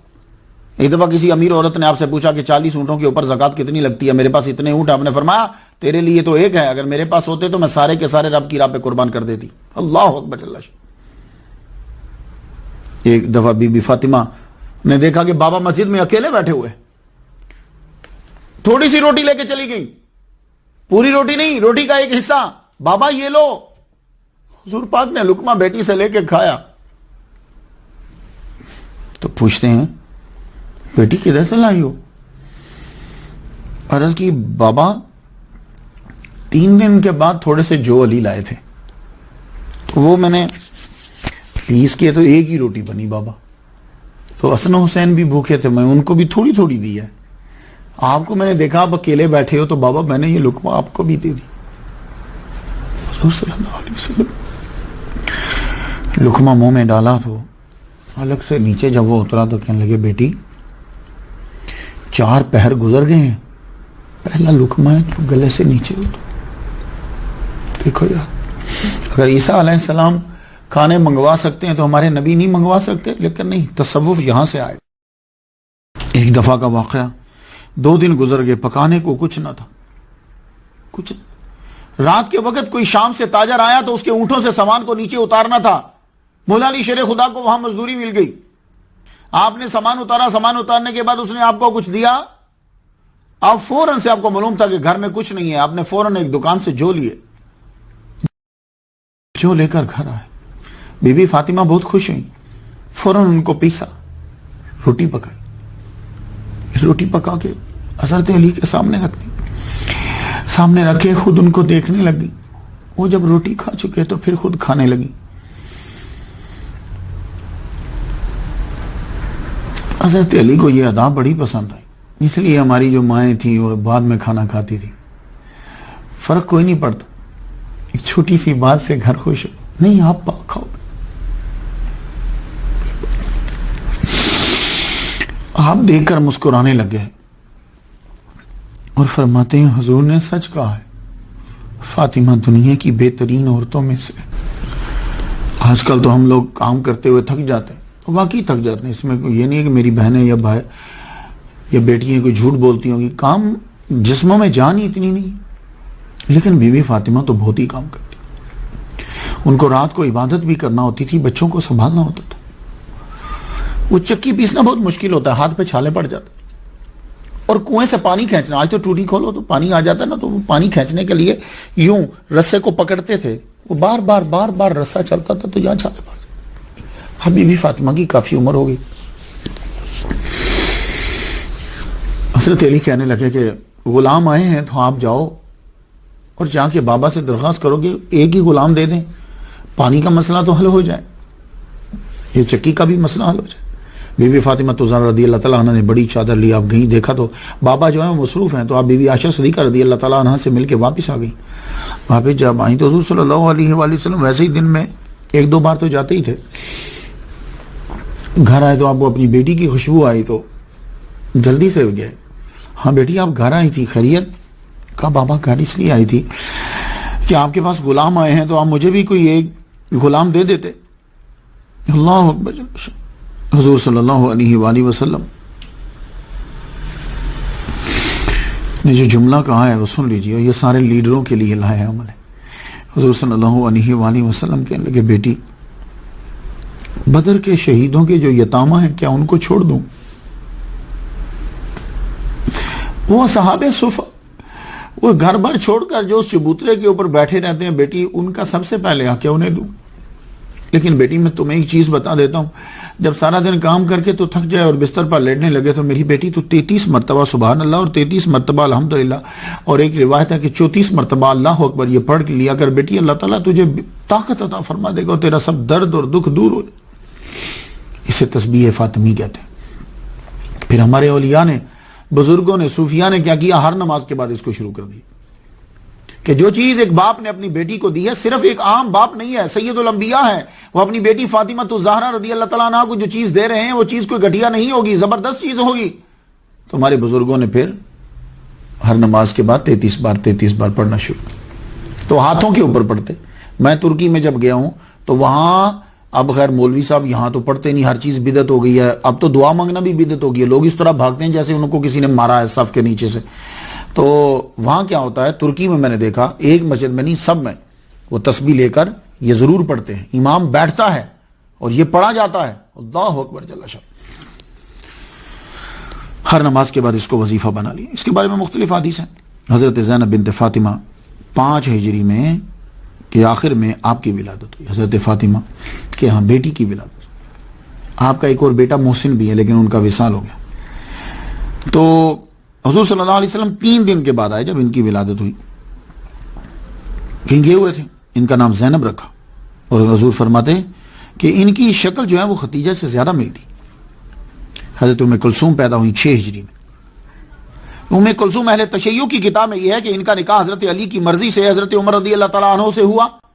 حضرت عمر رضی اللہ تعالیٰ عنہ سے ان کا ایک بیٹا پیدا ہوا زید۔ وہ زید جو ہیں وہ ایک مرتبہ کہیں گئے تو تاریکی میں کسی نے ان پر حملہ کر دیا، حملہ کیا تو آپ اس حملے کی وجہ سے شدید زخمی ہوئے، پھر آپ شہید ہو گئے۔ اس کی خبر جب آپ کو پہنچی، والدہ کو ام کلثوم بنت فاطمہ کو جب خبر پہنچی تو آپ یہ صدمہ برداشت نہ کر پائیں۔ آپ کی ہم واقعہ جس سے بی بی فاطمہ الزہرا رضی اللہ تعالیٰ عنہ کا درجہ جو ہے وہ لوگوں پر واضح ہو جاتا ہے، وہ مباہلہ ہے۔ 9 ہجری کے اندر یہ مباہلہ ہوا۔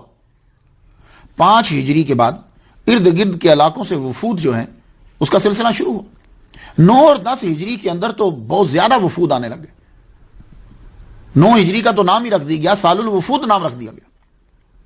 اس میں ایک مشہور وفد آیا نجران کا، نجران سے۔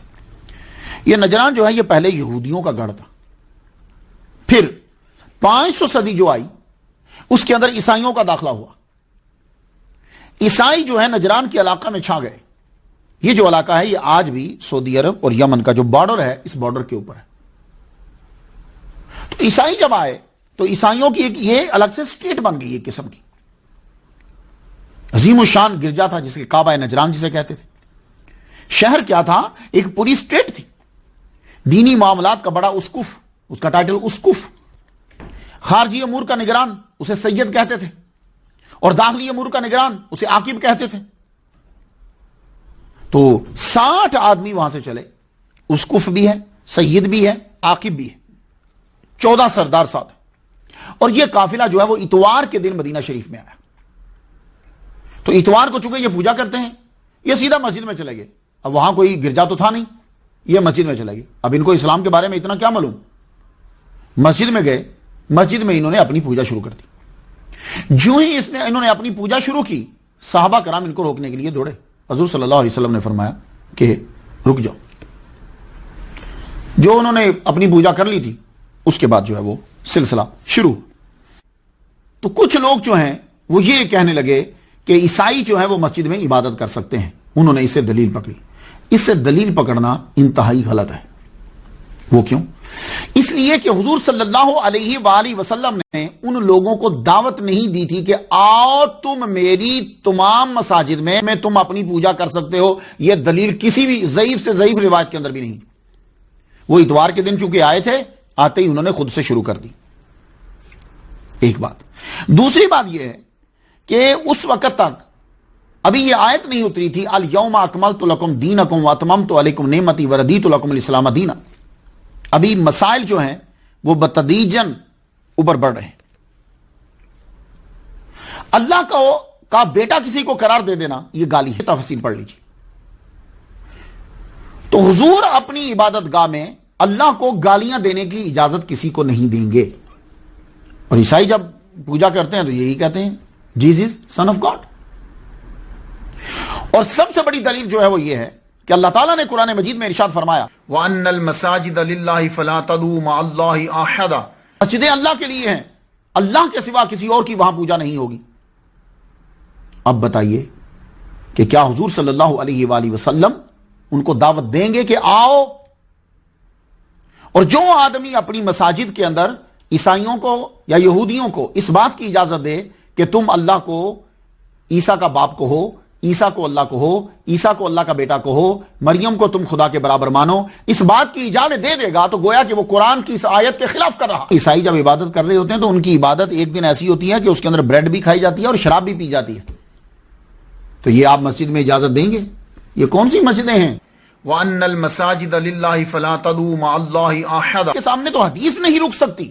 تو یہ بات سب لوگ آپ یاد رکھیے گا کہ وہ کتنے بھی واقعات ہوں مسجدیں اللہ کے لیے ہیں، اللہ کی عبادت کے لیے ہیں، اللہ کے علاوہ کسی اور کی وہاں عبادت نہیں ہوگی۔ تدعو پکارا نہیں جائے گا، عبادت نہیں ہوگی، اس سے مراد عبادت نہیں ہوگی۔ اور اگر یہ دلیل لی جائے کہ محمد مصطفیٰ صلی اللہ علیہ وآلہ وسلم نے نجران کے عیسائیوں کو عبادت کرنے دی تھی، روکا نہیں تھا، تو پھر مسلم شریف میں ایک حدیث ہے، ترمذی میں بھی ہے، مسند امام احمد میں بھی ہے، لفظ مختلف ہیں۔ ایک آدمی جو ہے وہ اس نے مسجد میں پیشاب کر دیا،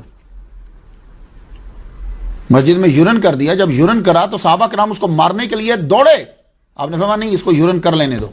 اب یہ حدیث کس میں ہے؟ مسلم میں، ترمذی میں، مسند امام احمد میں۔ تو حضور نے پیشاب کرنے دیا۔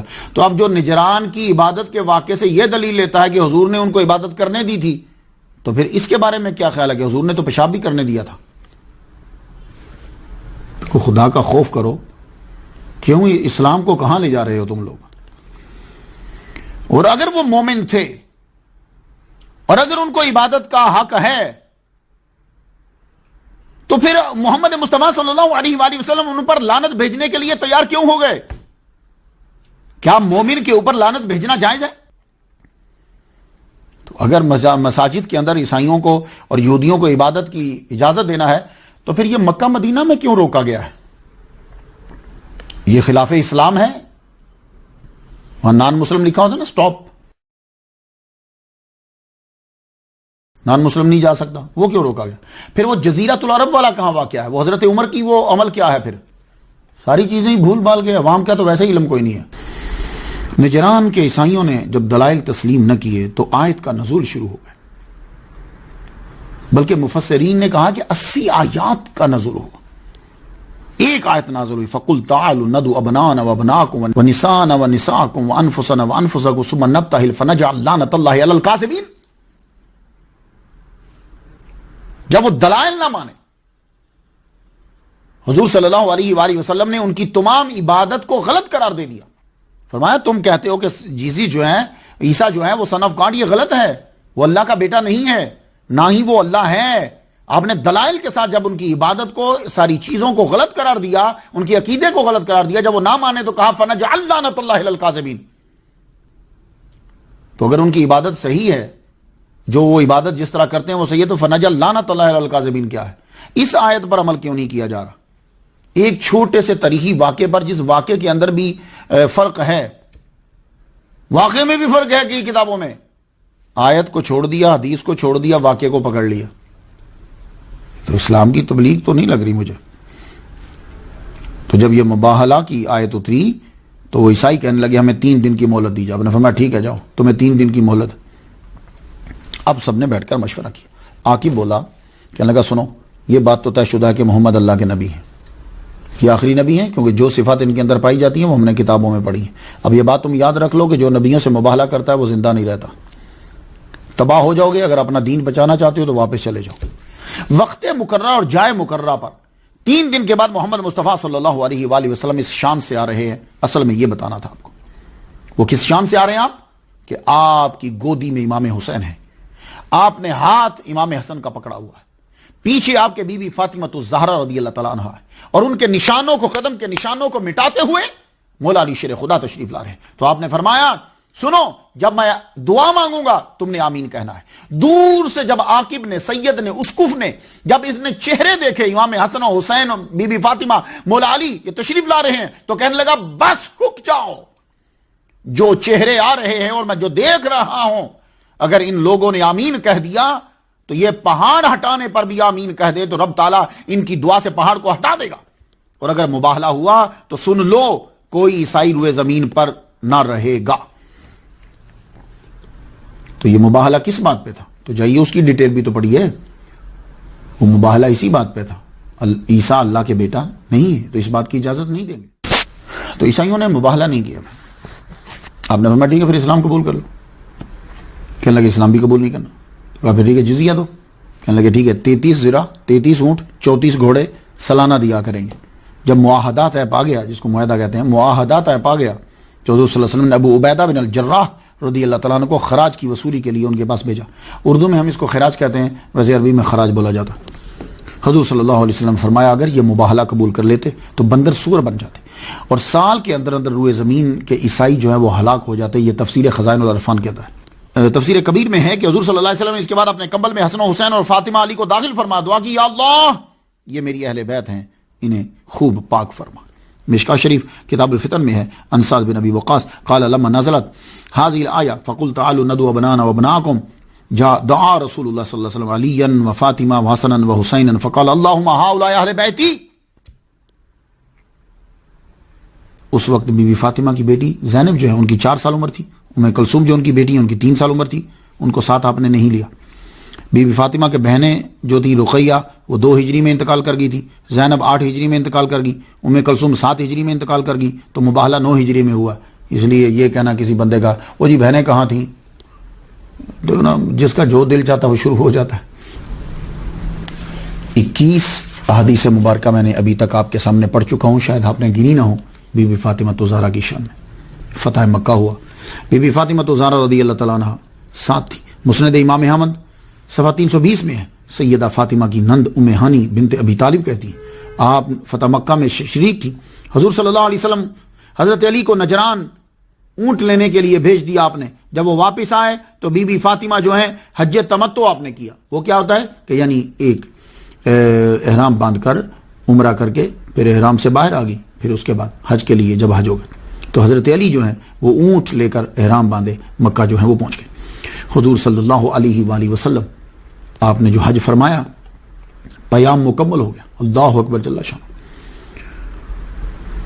اب آپ کی طبیعت کچھ ناساز رہنے لگی اور وہ آگے طبیعت میں کمزوری جو ہے وہ نقاہت بڑھتی چلی گئی۔ ایک مرتبہ آپ نے کہا فاطمہ سے جاؤ اپنے بچے لے کر آؤ۔ آپ حسن حسین بی بی زینب ان سب کو لے کر آئے۔ حضور صلی اللہ علیہ وآلہ وسلم نے اپنے سینے سے لگایا، انہیں چوما، باری باری پیار کرتے۔ سفر کا مہینہ آیا، حضور صلی اللہ علیہ وآلہ وسلم شدید بیمار ہو گئے۔ حضرت فاطمہ زہرا پاس ہی رہنے لگ گئیں بابا کے۔ بابا کی حالت دیکھتی تو روتی۔ رخصت ہونے سے کچھ دن پہلے کی بات ہے، کچھ ازواج بھی آپ کے پاس بیٹھی ہوئی ہیں، بی بی فاطمہ پھر آئیں، حضور صلی اللہ علیہ وسلم کی بابا کی حالت کے دیکھ کے رونے لگ گئی۔ حضور نے پاس بٹھایا، اشارے سے کہا کان پاس کرو، کان قریب کیا، آپ نے کوئی کان میں بات کہی، آپ بہت زیادہ رونے لگے، پھر فرمایا تم میرے پاس آؤ، پھر کان میں بات کہی، پھر آپ ذرا مسکرائیں۔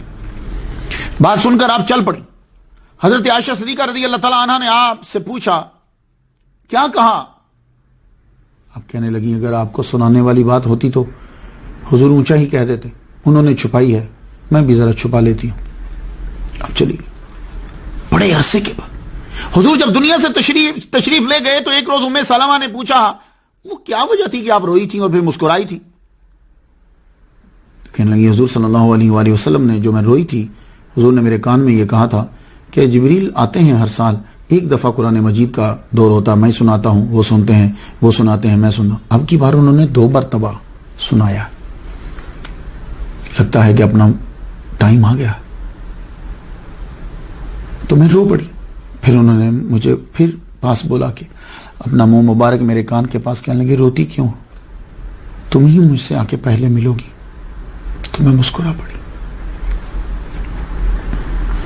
حضور صلی اللہ علیہ وآلہ وسلم کی روح قبض انصری سے پرواز کر گئی۔ اسرائیل علیہ السلام نے آ کر آپ سے اجازت لی کہ یا رسول اللہ آپ جانا چاہتے ہیں یا رہنا چاہتے ہیں؟ فرمانے لگے میں جانا چاہتا ہوں۔ اسرائیل علیہ السلام آپ کی روح مبارک کو لے حضور صلی اللہ علیہ وسلم کا وصال ہوا۔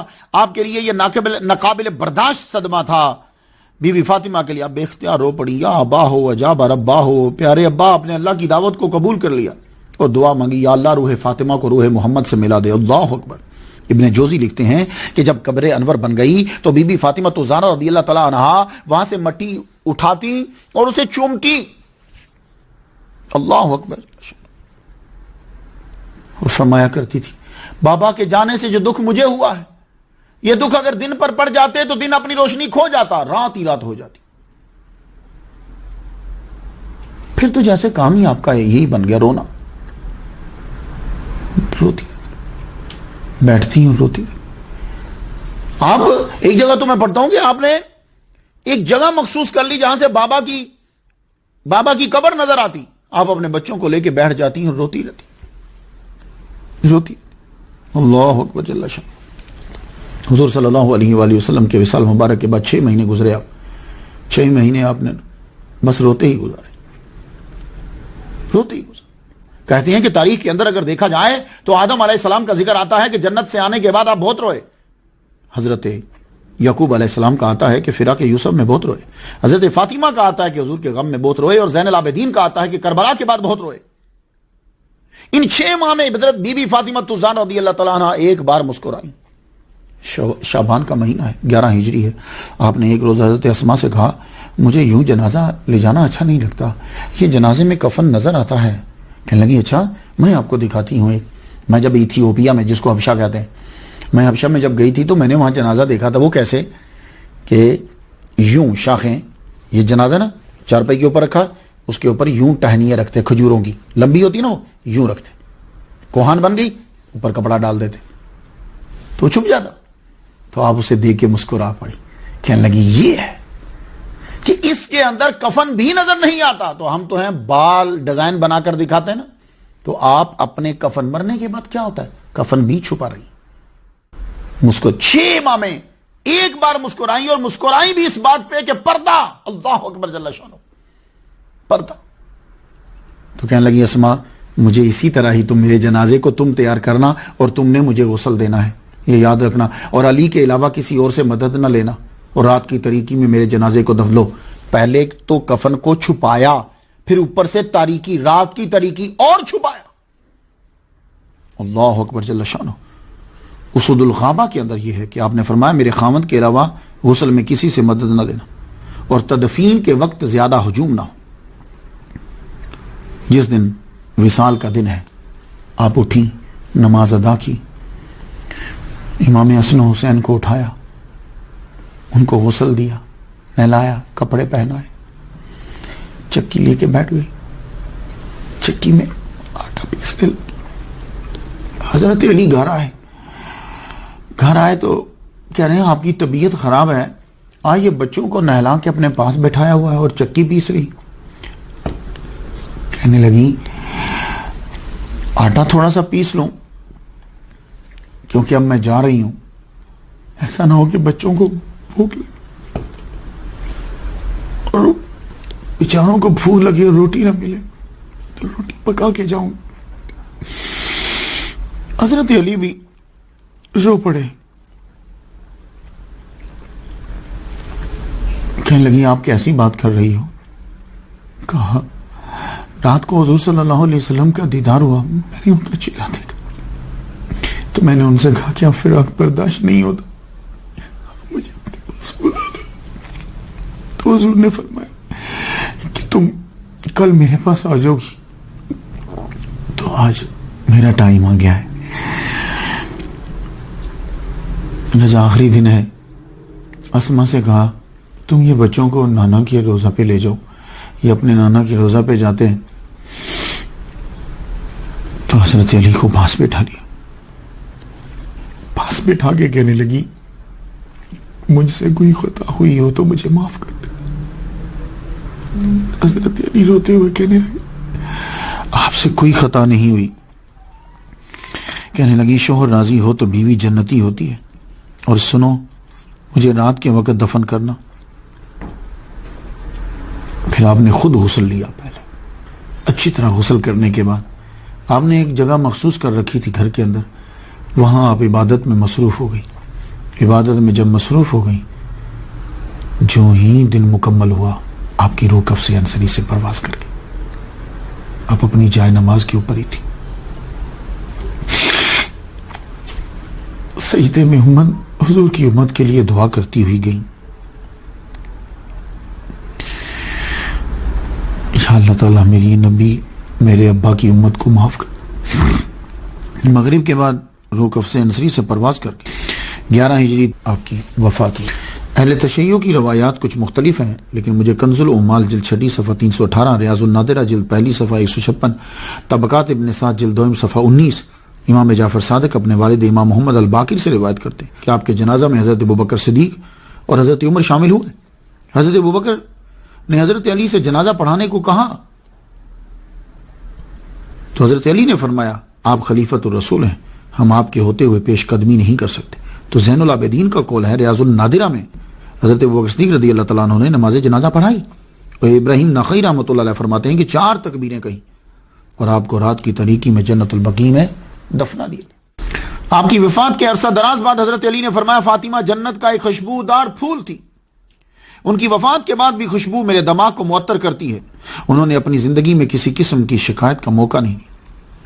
تو امام شافعی کیا فرماتے ہیں، آل النبی ذریتی وہم الیہ وسیلتی ارجو بہم عطا غدا بید الیمین صحیفتی، نبی پاک کی آل میری نجات کا ذریعہ ہے اور انہی کو حق تعالیٰ کے ذریعے وسیلہ مانتا ہوں، میں امید کرتا ہوں کل قیامت کے دن انہی کے وسیلے سے میرا نامہ اعمال داہنی ہاتھ میں دیا جائے گا۔ آپ فرماتے ہیں اضافی مجلس نذکر علیاً وصبتیہ وفاطمۃ الزکیہ یقال تجاوزوا یا قوم ھذا فھذا من حدیث الرافضیہ، جب ہم کسی مجلس میں حضرت علی، حسنین، فاطمہ زکیہ کا ذکر کرتے ہیں تو کہا جاتا ہے لوگوں اس کو چھوڑ دو، یہ روافض والی باتیں ہیں۔